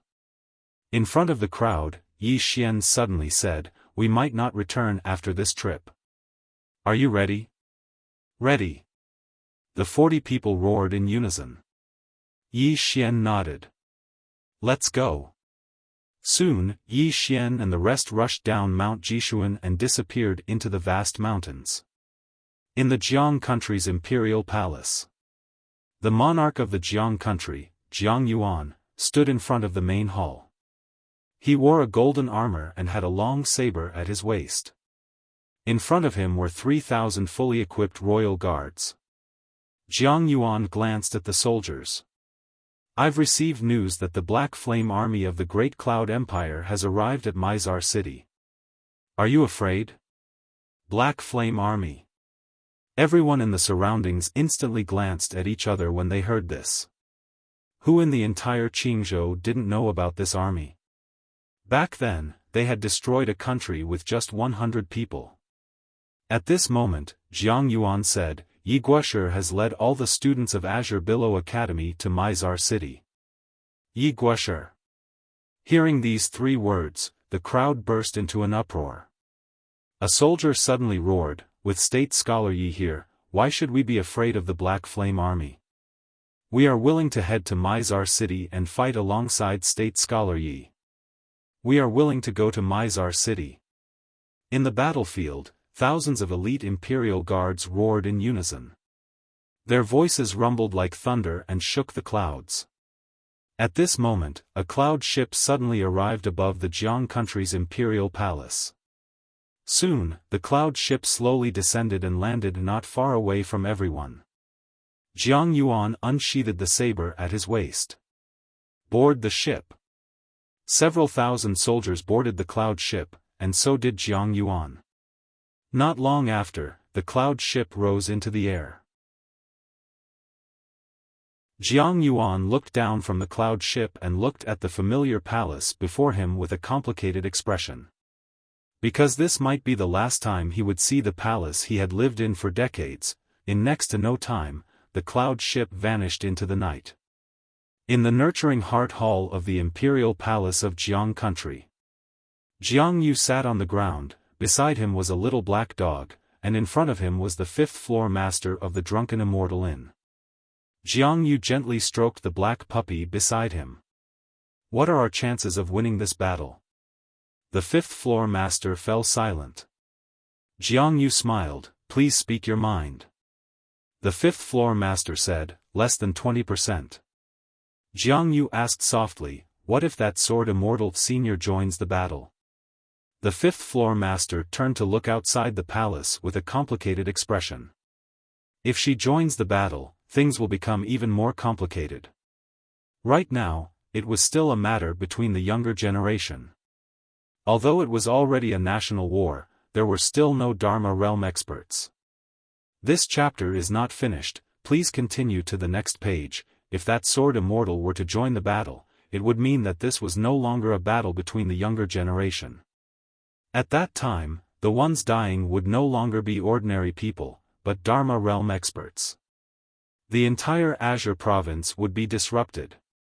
And if she didn't join the battle, would Yi Xian and the rest be able to stop it? It would be difficult. Jiang Yu and the 5th floor master's eyes were filled with deep worry. The news of Azure Billow Academy's students and Jiang Yuan's imperial guards heading to Mizar City quickly spread throughout the Jiang country. Even the king had personally joined the battle. At this moment, everyone in the Jiang country was aware of the severity of the situation. It could be said that Mizar City was destroyed, and the Jiang country was doomed. In an instant, countless martial artists of the Jiang country spontaneously rushed to Mizar City. Some were afraid of death, but some were not, some were unpatriotic, and some were patriotic. In a faraway mountain range, a group of cavalrymen ran wildly. Wherever they passed, the ground would burn with black flames. There were not many people in this group, only about 100 or so. These cavalrymen were all wearing dark golden armor and dark golden helmets. Their faces could not be seen because they were all wearing a ghost mask. Each of them held a dark golden spear in their hands. The spear was much longer than an ordinary spear, and its tip was extremely sharp. The tip of the spear was extremely thin, and it flickered with a cold flame. Each of them had a dark golden longbow slung across their shoulders, and each of them had a quiver on their backs. There were only 10 arrows in the quiver, and they were extremely long. The tips of the arrows were prismatic, and there were even hooks on them. Apart from that, on the left and right sides of each of their waists, there were 2 short sabers. They were shorter than ordinary sabers, but slightly longer than daggers. These equipment were all bright rank lower grade. All bright rank lower grade. In other words, each of their equipment alone was worth at least 1 billion gold coins. The most eye-catching thing was the horses they were riding on. These were not ordinary horses. These horses were much larger than ordinary horses. They were completely black, and there was a thick layer of dark scales on their ankles. Moreover, they were all wearing dark golden horse armor. When they ran, the ground beneath their feet would burn with black flames. This was because they were too fast. Black Flame Horse. This was a type of demonic beast that did not exist in the Qingzhou province. The Great Cloud Empire had spent a lot of money to purchase these demonic beasts from the divine central continent. These demonic beasts were currently the fastest demonic beasts in the Qingzhou province. Once they started running, even a peak Divine Unity Realm expert would not be able to catch up. The Black Flame Army. This was an army that the Great Cloud Empire had spent countless resources to nurture. So far, they had never been defeated in the Qingzhou province. This time, they were going to conquer the Jiang country. Mizar City. At this moment, the entire Mizar City was in a state of emergency. Fortunately, the people were still calm. After all, the 9th princess of the Jiang country was here. This meant that the Jiang country did not want to give up this city, nor could they. Once this city was breached, the 100,000 soldiers of the Chu country would attack the imperial capital of the Jiang country in less than half a day. This was the last line of defense of the Jiang country. On the city wall, Jiang Jiu was still as valiant and formidable in her silver armor. However, there was an unconcealable look of exhaustion in her eyes. She had not rested since she arrived at Mizar City. Looking at the Chu country's army in the distance, Jiang Jiu's eyes were cold. She knew that the time for the decisive battle had arrived. This battle concerned her life and death, as well as the lives of countless people in the Jiang country. At this moment, Jiang Jiu's pupils suddenly constricted because the Chu country's cavalrymen in the distance had suddenly moved. They're here. Please continue to the next page. On the city wall, countless soldiers were on guard. The Chu country's cavalrymen did not charge. Instead, they slowly advanced toward Mizar City. When 100,000 cavalrymen advanced together, the entire ground began to tremble. Looking at the dense black army, the atmosphere on the entire city wall became heavy. Very soon, the Chu country's cavalrymen arrived at a distance of 10,000 feet from Mizar City. They stopped and did not send any infantry to attack the city, as if they were waiting for something. In front of this group of cavalrymen were Li Mu of Karaki Academy and the Mistress of the Dark World. Looking at Mizar City in the distance, Li Mu said indifferently, "In at most an hour, the Black Flame Army will arrive. At that time, with 100,000 troops, coupled with your Dao soldiers of the Dark World, it should be a piece of cake to take down this city." The Mistress of the Dark World said in a low voice, "Then who will deal with Yi Xian?" Li Mu laughed coldly. "Don't worry. Other than Li Mulin and that archer, there is another person who has already rushed over from the Divine Central Plains. At that time, with the 3 of them attacking together and your Dao soldiers of the Dark World, it should not be difficult to kill him. Even if it is not enough, isn't there still 100,000 troops and the Black Flame Army? With so many people, can he still ascend to the heavens?" The Mistress of the Dark World shook her head. "What if he escapes?" Li Mu smiled and said, "Don't worry, he will not escape." The Mistress of the Dark World looked at Li Mu. Li Mu laughed coldly and said, "Although this person is a great enemy of Karaki Academy, he is not someone who is afraid of death. And this person is very loyal, he will not escape. He definitely will not escape." His words were filled with confidence. The Mistress of the Dark World said again, what if that sword immortal attacks? Sword immortal attacks? Li Mu's eyes narrowed and his hands slowly clenched. Sword immortal attacks. Li Mu laughed coldly. If she attacks, then she is the one who broke the rules first. At this point, his lips curled into a savage smile. Then even kill her. It is just a price to pay. The mistress of the dark world was silent. Price. The reason why Kuraki Academy and Dark World did not fight to the death with that sword immortal was because they wanted to leave a way out. Because if they fought to the death, everyone would be hurt at their foundations. Even though some people from Kuraki Academy and Dark World had died, this was only a small loss to them. Because core existences like 10,000 Dharma Realm did not die. As long as there were not too many experts of this level dying, they would not be hurt at their foundations. This was also the reason why they were willing to follow the rules set by the mysterious woman. For Dark World and Kuraki Academy, today's battle was also the last battle. In the battlefield, the two armies faced each other, but it was very quiet. Both sides were very quiet. On the city walls of Mizar City, countless soldiers were waiting. There was seriousness in their eyes, but more than that, there was determination. There was no way out. Since there was no way out, then naturally they had to fight. Jiangzhou's expression was very calm. At this point, she had already thought of all the possible outcomes. The worst outcome was nothing more than death. At this moment, Li Mu suddenly looked to the right. A moment later, his lips curled up. They are about to arrive. We can attack now. As his voice fell, an angry roar suddenly rang out from the 100,000 cavalry. Attack! Attack! In an instant, countless infantrymen charged out from the two sides of the cavalry towards Mizar City. On top of Mizar City, Jiangzhou slowly closed her eyes. After a moment of silence, she suddenly opened her eyes and roared, "Fight to the death!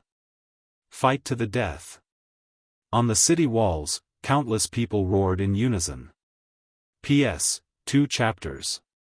These few days, the updates were not stable. Because I followed Lu Sun Academy to Guangzhou for an interview, I did not have the time to update. I hope everyone can understand. If not, come to Guangzhou and beat me up. Come on, end of this chapter.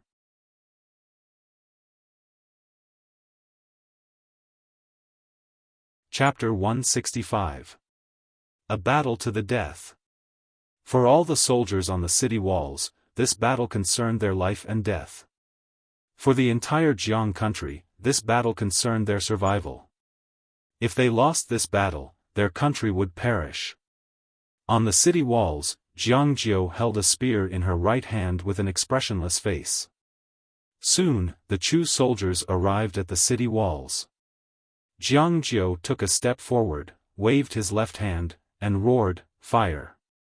As his voice fell, countless arrows poured down from the city walls like a torrential rain. In an instant, miserable screams rang out from below the city walls.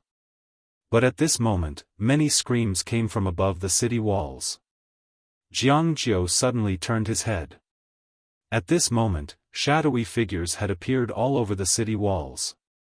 They appeared quickly, and disappeared just as quickly. Every time they appeared, a soldier from the state of Jiang would fall to the ground. Dark World Dao soldiers.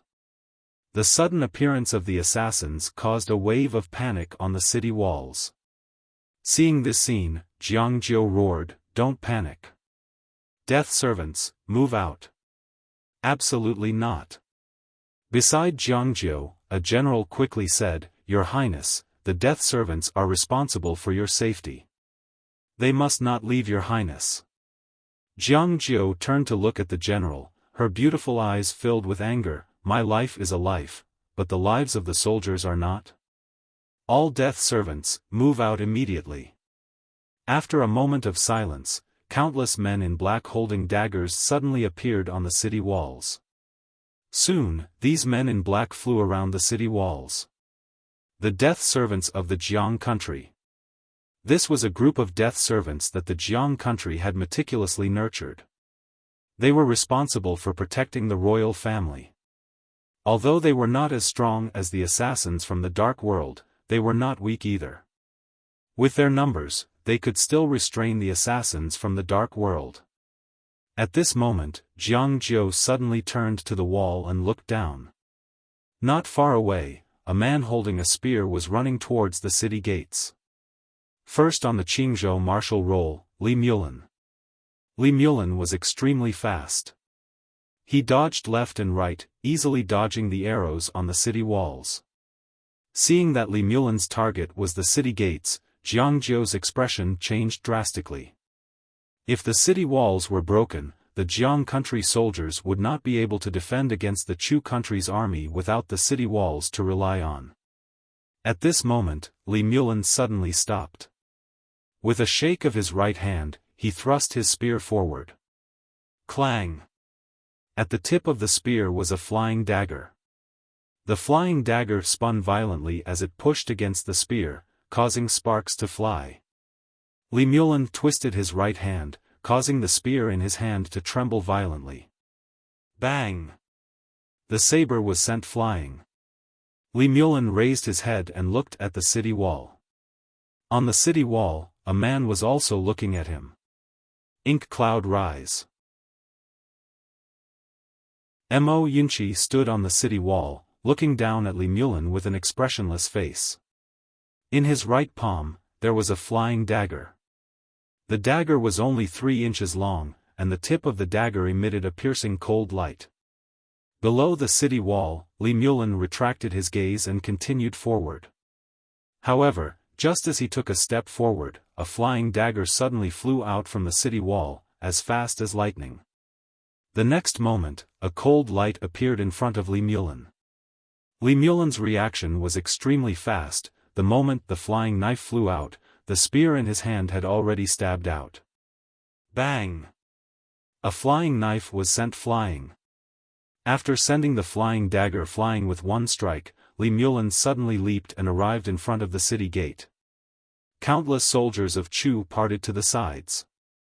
Li Mulin increased his speed as he gathered a powerful force around his body. Spear force. At this moment, he raised his power to the limit.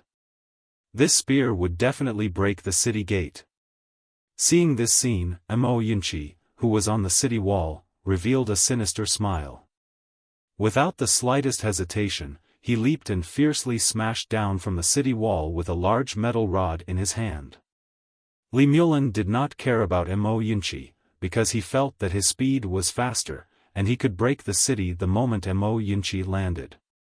However, he underestimated Mo Yunqi's speed. The moment he jumped off the city wall, Mo Yunqi's speed suddenly increased. Feeling Mo Yunqi's speed increase, Li Mulin's expression changed drastically. The spear in his hand that was originally going to stab towards the city gate changed its trajectory, and blocked upwards. Bang! Following a heavy sound of impact, Li Mulin was already 10 feet away. He had just stopped when suddenly, a flying dagger appeared in front of him without any warning.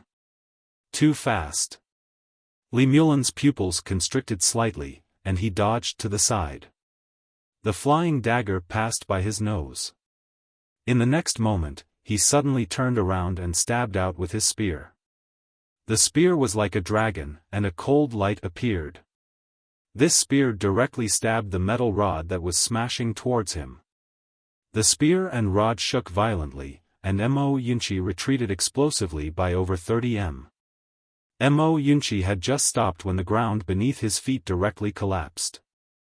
At the same time, the web between his thumb and forefinger had split open, and fresh blood flowed out and slowly flowed down the metal rod. Li Mulin glanced at the distant Mo Yunqi, and then he tapped the tip of his foot lightly before his figure suddenly shot out explosively. In the next moment, a sharp sound of something tearing resounded. Li Mulin stopped because the spear in his hand had stabbed empty air. He raised his head and looked towards the distance, and Mo Yunqi had suddenly retreated to the city gate. What swift speed!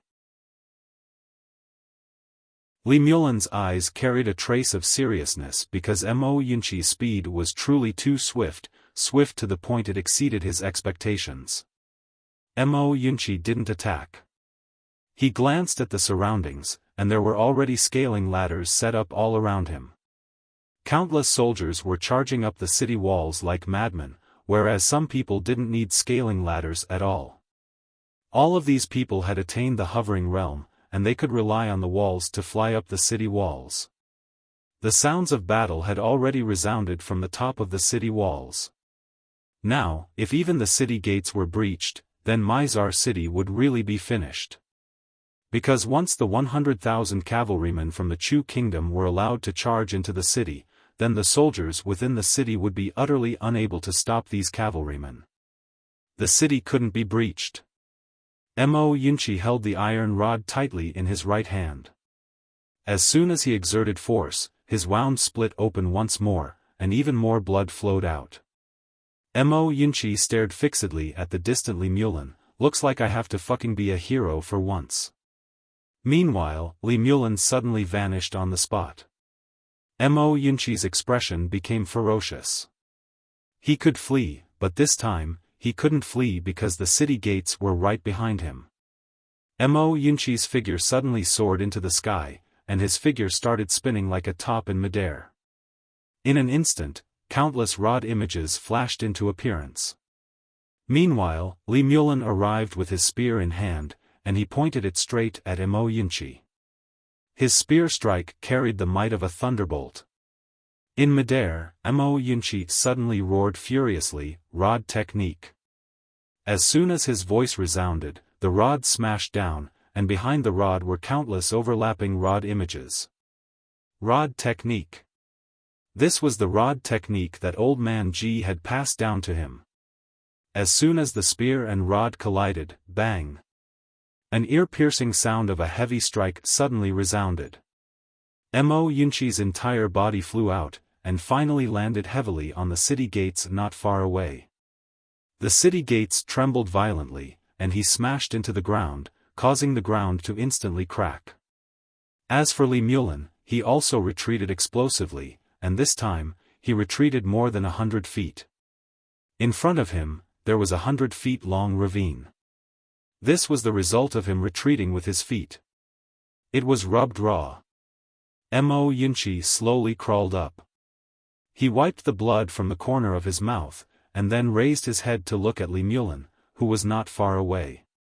The latter was also looking at him. Mo Yunqi grinned, "Motherf asterisk cur, come at me." Li Mulan's eyes narrowed slightly, and just as he was about to make another move, a figure suddenly sprinted over from behind him. Li Mulan turned around to look. It was a man who was around the age of 20, and he wore tight-fitting plain clothes. His long hair was coiled around his neck, and his gaze was icy cold. Moreover, he held a large saber in his right hand. The body of the saber was wide, and its blade was extremely thin. There were 5 black iron rings tied to the back of the saber, and the hilt of the saber was covered in numerous markings. These markings emanated strands of light red light, and they coiled around the man's right hand. The man just charged towards the city gates with the saber in hand. Everywhere he passed, the ground at the saber came into contact with collapsed inch by inch, and a monstrous aura assaulted the face. The soldiers in the surroundings retreated in unison and didn't dare approach him. How formidable! Li Mulan's pupils constricted slightly when he saw this person, and his eyes were filled with a solemn expression. He's from the Central Divine Prefecture. Mo Yunqi stared fixedly at the man who was charging towards him. Actually, he wanted to flee in his heart. Because he'd suffered a heavy injury when he fought Li Mulan head-on just now. Now, when he saw the aura of the man with the saber, he was very clearly aware that he was unable to resist the man. If he resisted it head-on, then it was very likely that he would die. Mo Yunqi suddenly roared furiously. "Flee my ass. I'm fucking from Darkwave Academy. I'm Bandit Ye's brother. I can't fucking lose face. Come fight me." As soon as he finished speaking, he suddenly stomped his right foot on the ground, and then he held the black rod with both hands as he charged towards the man. Profound energy surged madly within Mo Yunqi's body, and countless strands of profound energy surged like tidewater into the black rod in his hand. At this moment, the aura of the rod had converged within his body as well. However, the aura of his rod was extremely inferior to the aura of the man with the saber. However, there wasn't a trace of fear in Mo Yunqi's eyes, and his speed grew faster and faster. Just like that, the two of them grew closer and closer under the gazes of countless people. 15 m, 10 m, 6 m, 3 m. The man with the saber slashed down. Mo Yunqi held the rod with both hands as he smashed it down. A moment of silence ensued. Hiss! The long rod instantly shattered, and the saber slashed straight towards Mo Yunqi's head. Mo Yunqi's pupils constricted, and his figure flashed backwards, dodging this fatal strike by a hair's breadth. The saber directly sank into the ground, but the next moment, the man with the saber suddenly let go of the saber, and then he charged forward, and directly kneed Mo Yunqi in the abdomen. Mo Yunqi's eyes widened, and his entire body was sent flying backwards. This time, he flew for a distance of a few hundred feet, and finally smashed heavily onto the city gate of Mizar City in the distance. Bang! The city gate shook violently, and then, Mo Yunqi smashed onto the ground, and countless clouds of dust rose. Not far away, the man with the saber opened his right hand, and the saber behind him suddenly flew up, and then appeared in his hand. The man carried the saber and walked towards Mo Yunqi, who was at the city wall.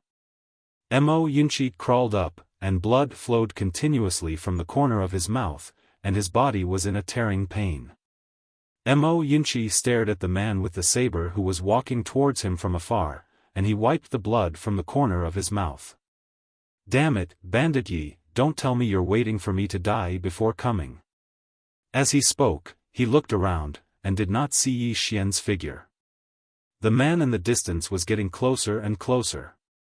The corner of Mo Yunqi's mouth twitched. "Bandit Yi. Brother Yi. Big brother. Dear brother. Save me. I really don't want to die." Genius 1 second to remember website. Mobile version website.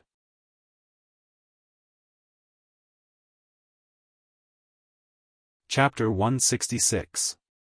Afraid of death? Who wasn't afraid of death?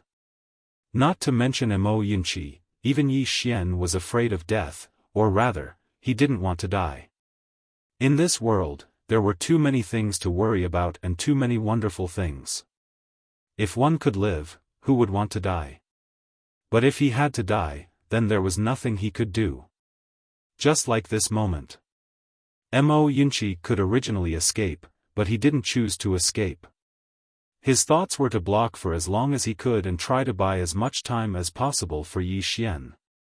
Because once the city was breached, the cavalry would charge, and at that time, it would be a destructive matter for Mizar City. Mo Yunqi wiped the blood from the corner of his mouth. His expression turned malevolent as he walked towards the man with the big saber. The saber-wielding man's figure suddenly trembled. In the next moment, he appeared directly above Mo Yunqi's head. In the blink of an eye, his saber slashed down at Mo Yunqi. As the saber fell, an ear-piercing tearing sound rang out.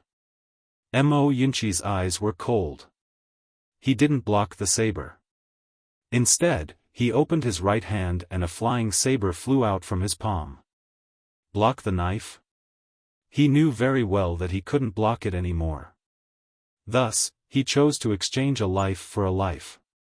If it really didn't work out, he would settle for the next best thing.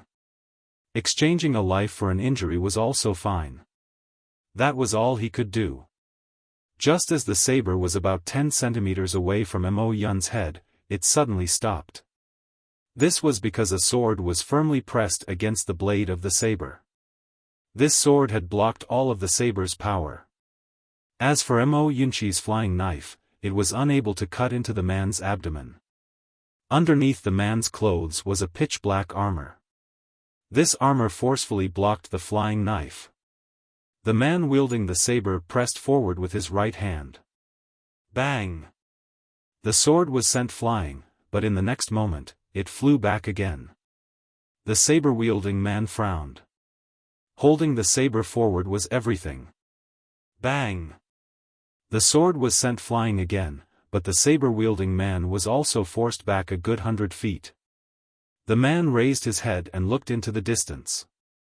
There, a man was slowly walking over. Yi Xian. The moment she saw Yi Xian, all the soldiers on the city wall were in an uproar, and countless angry roars resounded from the city wall. Morale skyrocketed.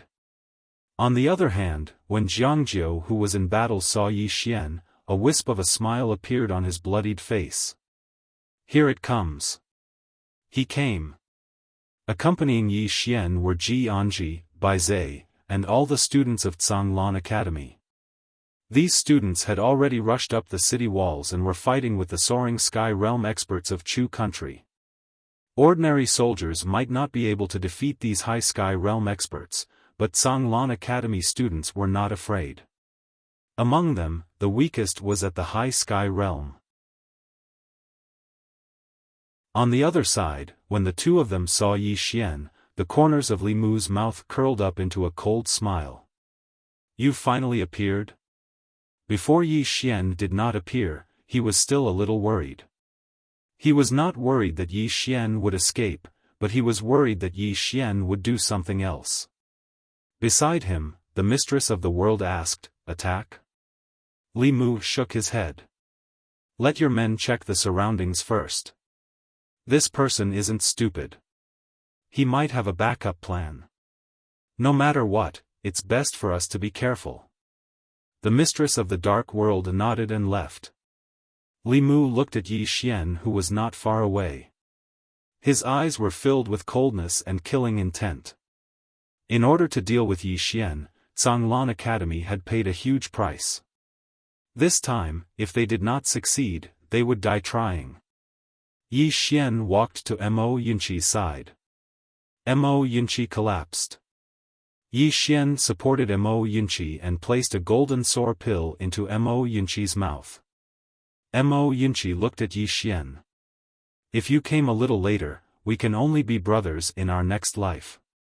Yi Xian patted Mo Yunqi's shoulder and said softly, "Leave the rest to me." After that, he sent Mo Yunqi to Bai Zhe, who was on the city wall. Then, he turned around and pointed. Chi! A few dozen feet away, a Dark World Dao soldier's head was instantly pierced by this sword light. In the next moment, the sword light flashed like a bolt of lightning.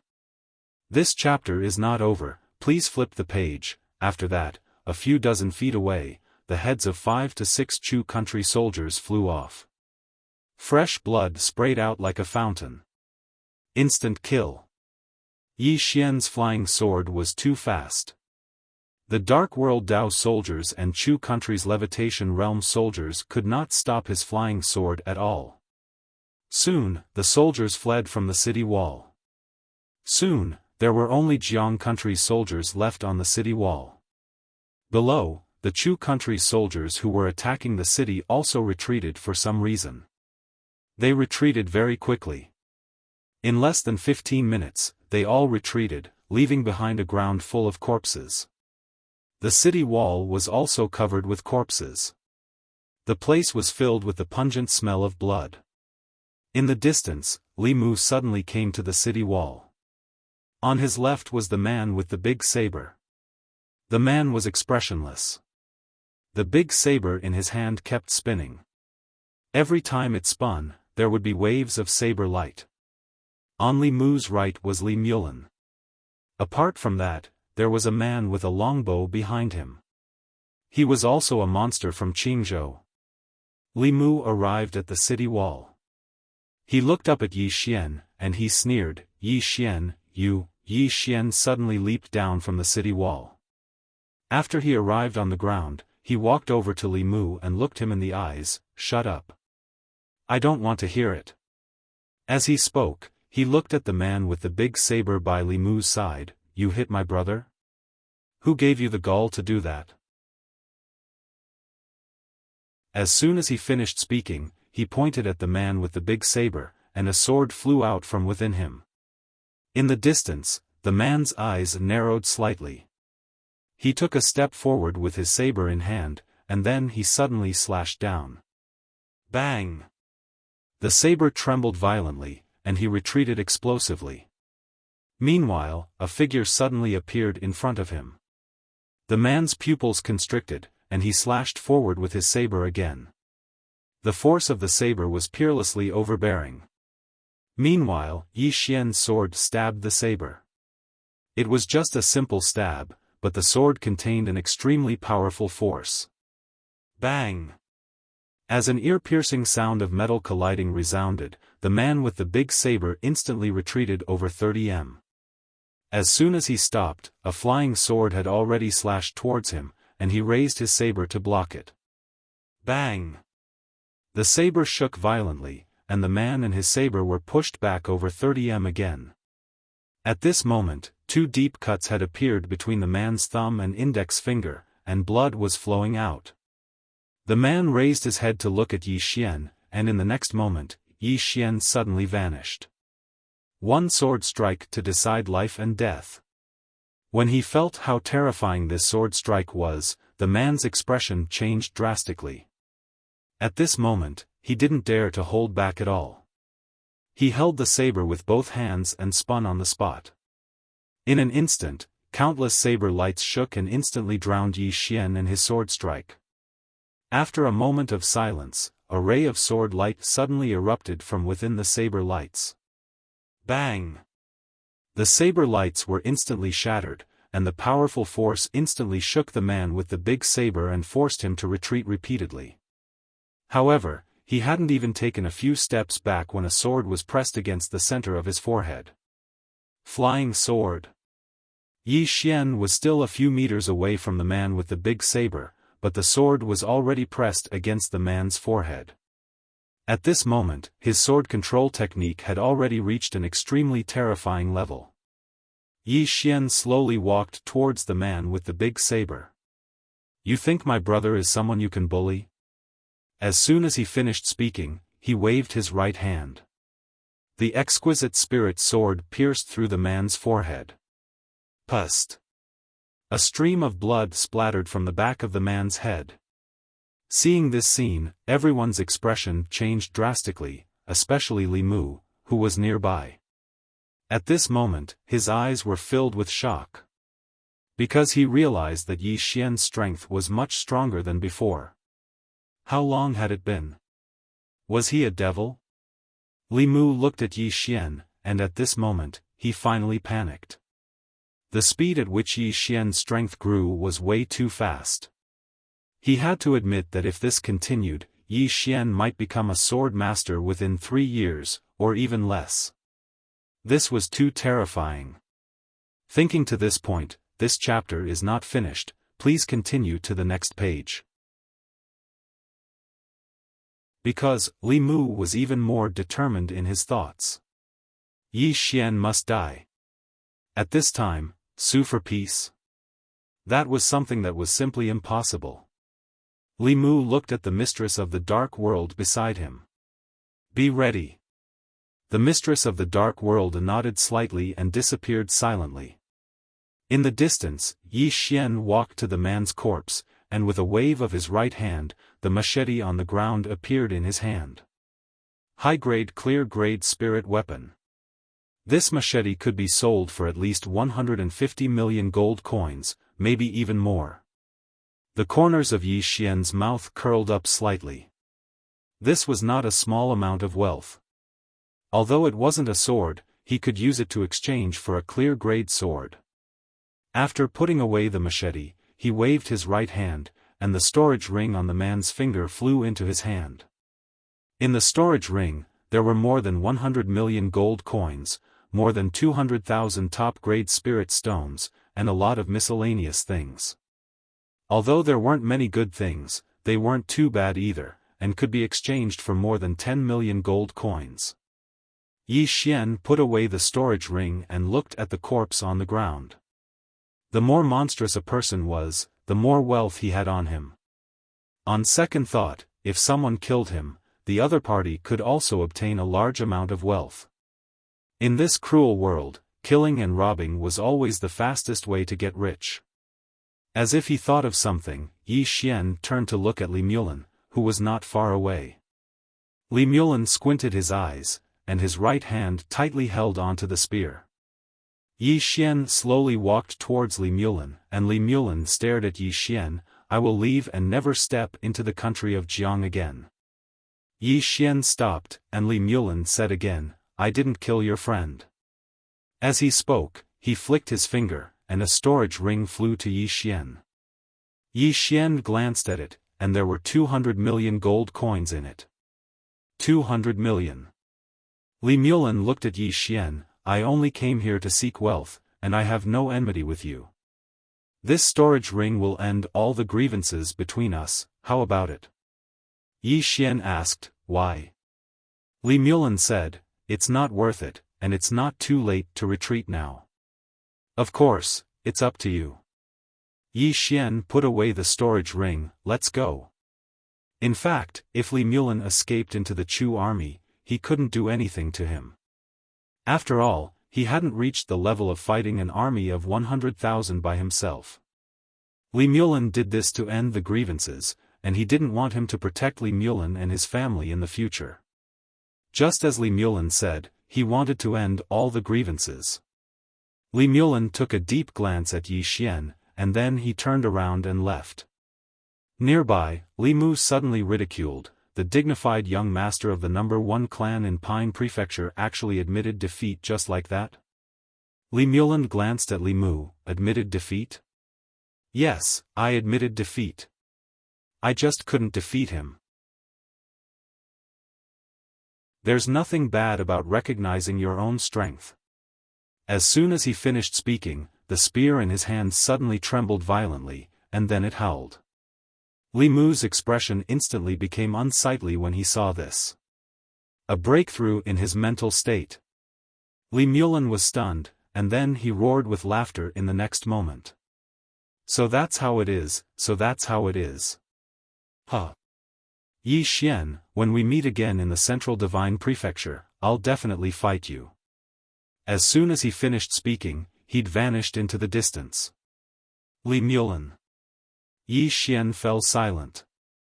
There were always many geniuses and monstrous geniuses in this world. Perhaps he would be a completely different person the next time they met. Right at this moment, the ground suddenly started trembling. Everyone in the surroundings was stunned. A moment later, they looked towards the distance, and they saw a group of cavalrymen galloping swiftly towards them. Everywhere they passed, the ground was covered in black flames. The Black Flame Army. The countenances of all the soldiers in Mizar City instantly turned pale when they witnessed this scene. Who could fight against the Black Flame Army? P.S. I didn't have any time to write in the last 2 days. I've been observing and learning, and I even had to write a summary. I'm truly sorry. I haven't been updating well in the last few days, and I'm very sorry for that. I don't ask for your understanding, I just ask for your monthly votes. Thank you. Lastly, I'll allow all of you to curse me for the next few days. Right, we're all civilized people, so you can't curse me with vulgarities. Whoever curses is a puppy. End of this chapter.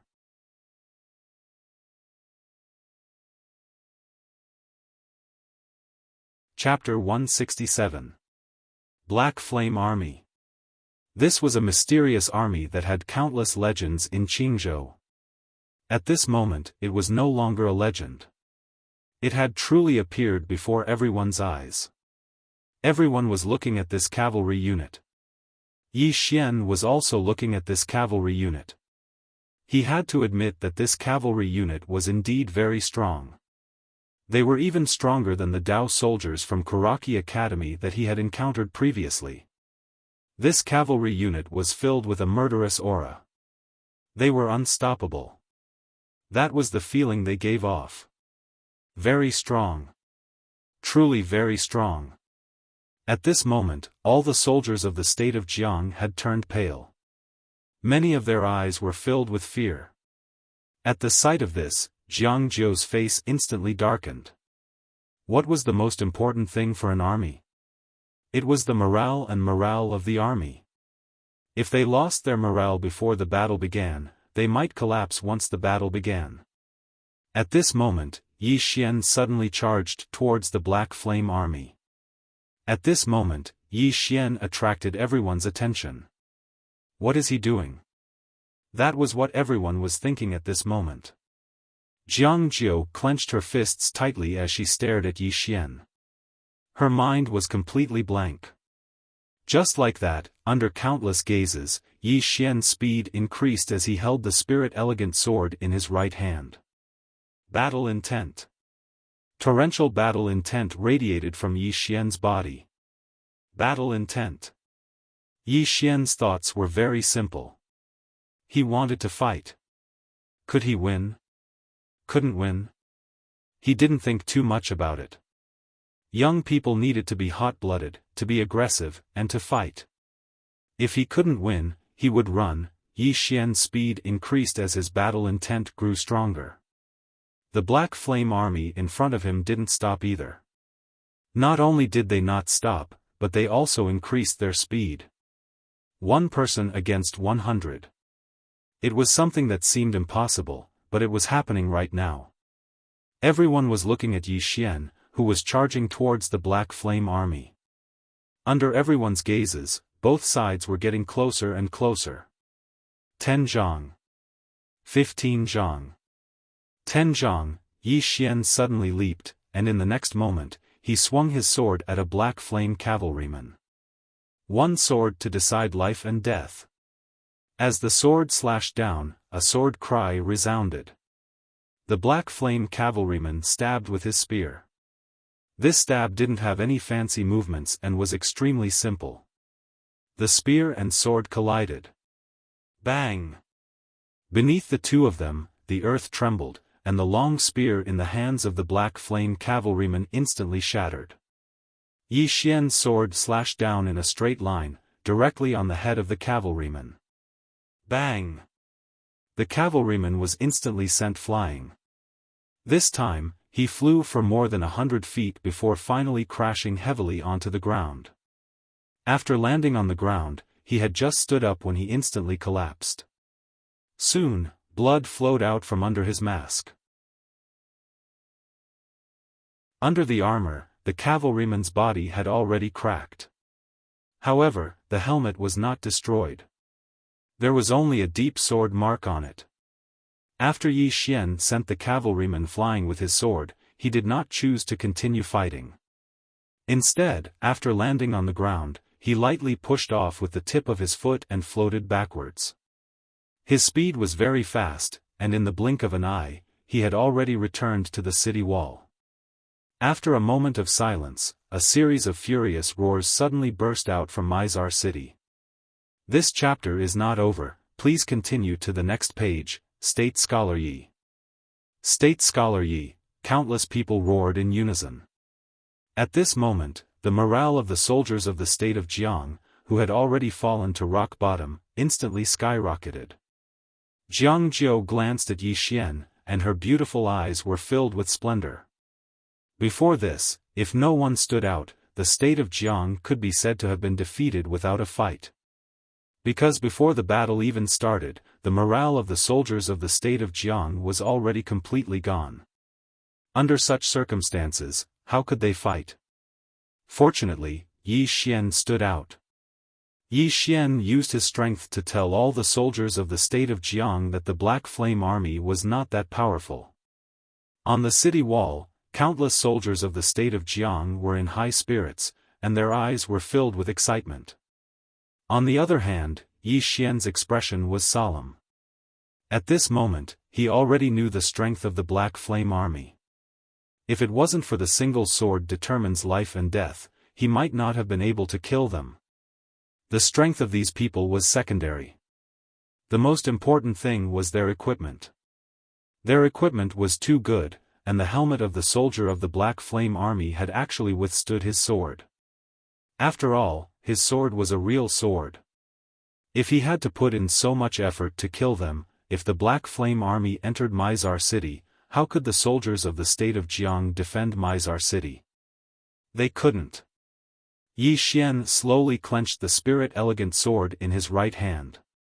Even if he had to expose his trump card, he couldn't let the soldiers of the state of Jiang face the Black Flame Army.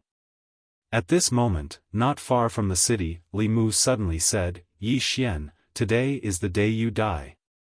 As soon as he finished speaking, he turned to look at the soldiers of the state of Chu. When the city is breached, you can do whatever you want after entering the city. Do whatever you want. Hearing this, countless soldiers of the state of Chu were instantly excited. This meant that after they entered the city, they could do whatever they wanted. Li Mu suddenly turned to look at Mizar City. Attack! As soon as he finished speaking, countless soldiers of the state of Chu surged towards Mizar City like a tidal wave. At the same time, close to 30 ghostly figures in black suddenly appeared among the soldiers. Dark World Dao soldiers. On the city wall, Jiang Jiu took a step forward. Fight to the death. Fight to the death. On the city wall, countless soldiers roared in unison. The battle had begun. Countless arrows rained down like a torrential storm. Below the city wall, there were more and more corpses. However, some of the state of Chu's High Sky Realm soldiers managed to ascend the city wall. Apart from them, there were also dozens of Dark World Dao soldiers. When these Dao soldiers charged up the city wall, the ordinary soldiers of the state of Jiang couldn't stop them. Even the death servants that the state of Jiang nurtured couldn't stop them. They weren't on the same level. Beside Yi Xian, Bai Zai and Ji Anji had already charged out. Yi Xian didn't make a move. His attention was on the Black Flame Army below. The Black Flame Army hadn't made a move yet. At this moment, several figures charged towards the city gate of Mizar City. The speed of these figures was extremely fast. In the blink of an eye, they arrived before the city gate. However, in the next moment, a ray of sword light appeared at the city gate. The few figures retreated at the same time. In front of the city gate, Yi Xian appeared out of nowhere. Not far away from him stood 3 black-robed figures. The 3 of them didn't choose to fight with Yi Xian. Instead, they retreated. From Yi Xian's previous attack, they were very clear that ordinary people weren't a match for Yi Xian. They wouldn't make any unnecessary sacrifices. Yi Xian looked at Li Mu, who wasn't far away. Li Mu sneered and tilted his head. "It's your turn." As soon as Li Mu's voice fell, a woman suddenly walked out from the group of soldiers. The woman wore a long robe. If this chapter hasn't ended, please flip the page. She wore a long white dress that trailed the ground. There were 3 blood-red plum blossoms on it. In her hands, she held an emerald green pipa. The woman's appearance couldn't be considered to be devastatingly beautiful. However, she was very pleasing to the eye. She slowly walked towards Yi Xian. As she sized up Yi Xian, there was a trace of astonishment in her beautiful eyes. "Other than in Lanxiu, I never thought that there would be a genius like you in the Green Province. What a surprise." Yi Xian slowly walked towards the woman. "How about this? Do me a favor. If you leave, I'll return the favor in the future. What do you say?" The woman shook her head. She slowly walked towards Yi Xian. "They paid me 10 million supreme-grade spirit stones to restrain you. If I can kill you, it'll be 50 million. May I ask weakly, is your favor worth 50 million? Yi Xian shrugged his shoulders. "There's nothing to talk about." As soon as his voice fell, he disappeared from the spot. The woman's lips curled up. Her jade-like fingers lightly plucked the strings of the pipa. Wang. The sound of the pipa was like a sudden clap of thunder. Hundreds of soldiers who were closer to the woman instantly bled from their 7 orifices and fell to the ground. As for Yi Xian himself, he retreated to the city gates of Mizar City in an instant. Just as he stopped, fresh blood flowed from the corner of his mouth. The Lingxiu sword in his hand was also vibrating violently. Yi Xian lifted his head to look at the woman. The woman smiled gently. "Let me introduce myself. I'm Jiang Zhiga from the Heavenly Sound sect. In front of thousands of soldiers, I stopped them with my pipa. I'm currently ranked 11th on the demon ranking. However, I'll be in the top 10 soon." As she spoke, she smiled faintly. In the next instant, her jade-like fingers plucked the strings of the pipa. In an instant, a string sound reverberated. This string sound couldn't be seen. However, the ground in front of her started to crack inch by inch, all the way to the front of Yi Xian. Yi Xian was expressionless. He tilted his head slightly and stabbed out with his sword. At the tip of the sword, a cold gleam appeared. Tsk. Yi Xian's body trembled violently. The ground beneath his feet started to crack inch by inch. Moreover, the cracks spread rapidly in all directions. In an instant, the city walls on both sides behind him had many cracks. At this moment, Jiang Zhiga suddenly took a step forward. She walked gracefully and her jade-like fingers plucked one of the strings of the pipa. In an instant, the crisp and melodious sound of the pipa rang out. The sound was pleasant to the ears. However, to Yi Xian, it was undoubtedly a death sentence. He knew that he had met a true expert. At this moment, he didn't dare to conceal his strength. He took a step forward and stabbed out with his sword. Boom! The string from before shattered instantly. Immediately after, he took another step forward and stabbed out with another arrow. The momentum of the sword was like a tsunami that was tens of thousands of feet high. It was unstoppable. Tsk. As the tip of Yi Xian's sword stabbed out, a sharp and ear-piercing tearing sound resounded. At this moment, his hands started to tremble violently. However, he destroyed this string sound. At this moment, Jiang Zhiga was stunned. It wasn't just her, even Li Mu was stunned. Swordmaster. Li Mu's mind went blank, and he stared blankly at Yi Xian. That strike just now had obviously reached the level of a swordmaster. Moreover, the sword intent was quite strange. Swordmaster. Li Mu's right hand was trembling slightly. He looked at Yi Xian with eyes filled with disbelief. "You've actually reached the level of a swordmaster," Yi Xian nodded and said seriously, "I hid it on purpose to give you a surprise." "Oh, surprise? Are you surprised?" He. Pooh. Li Mu suddenly spat out a mouthful of blood.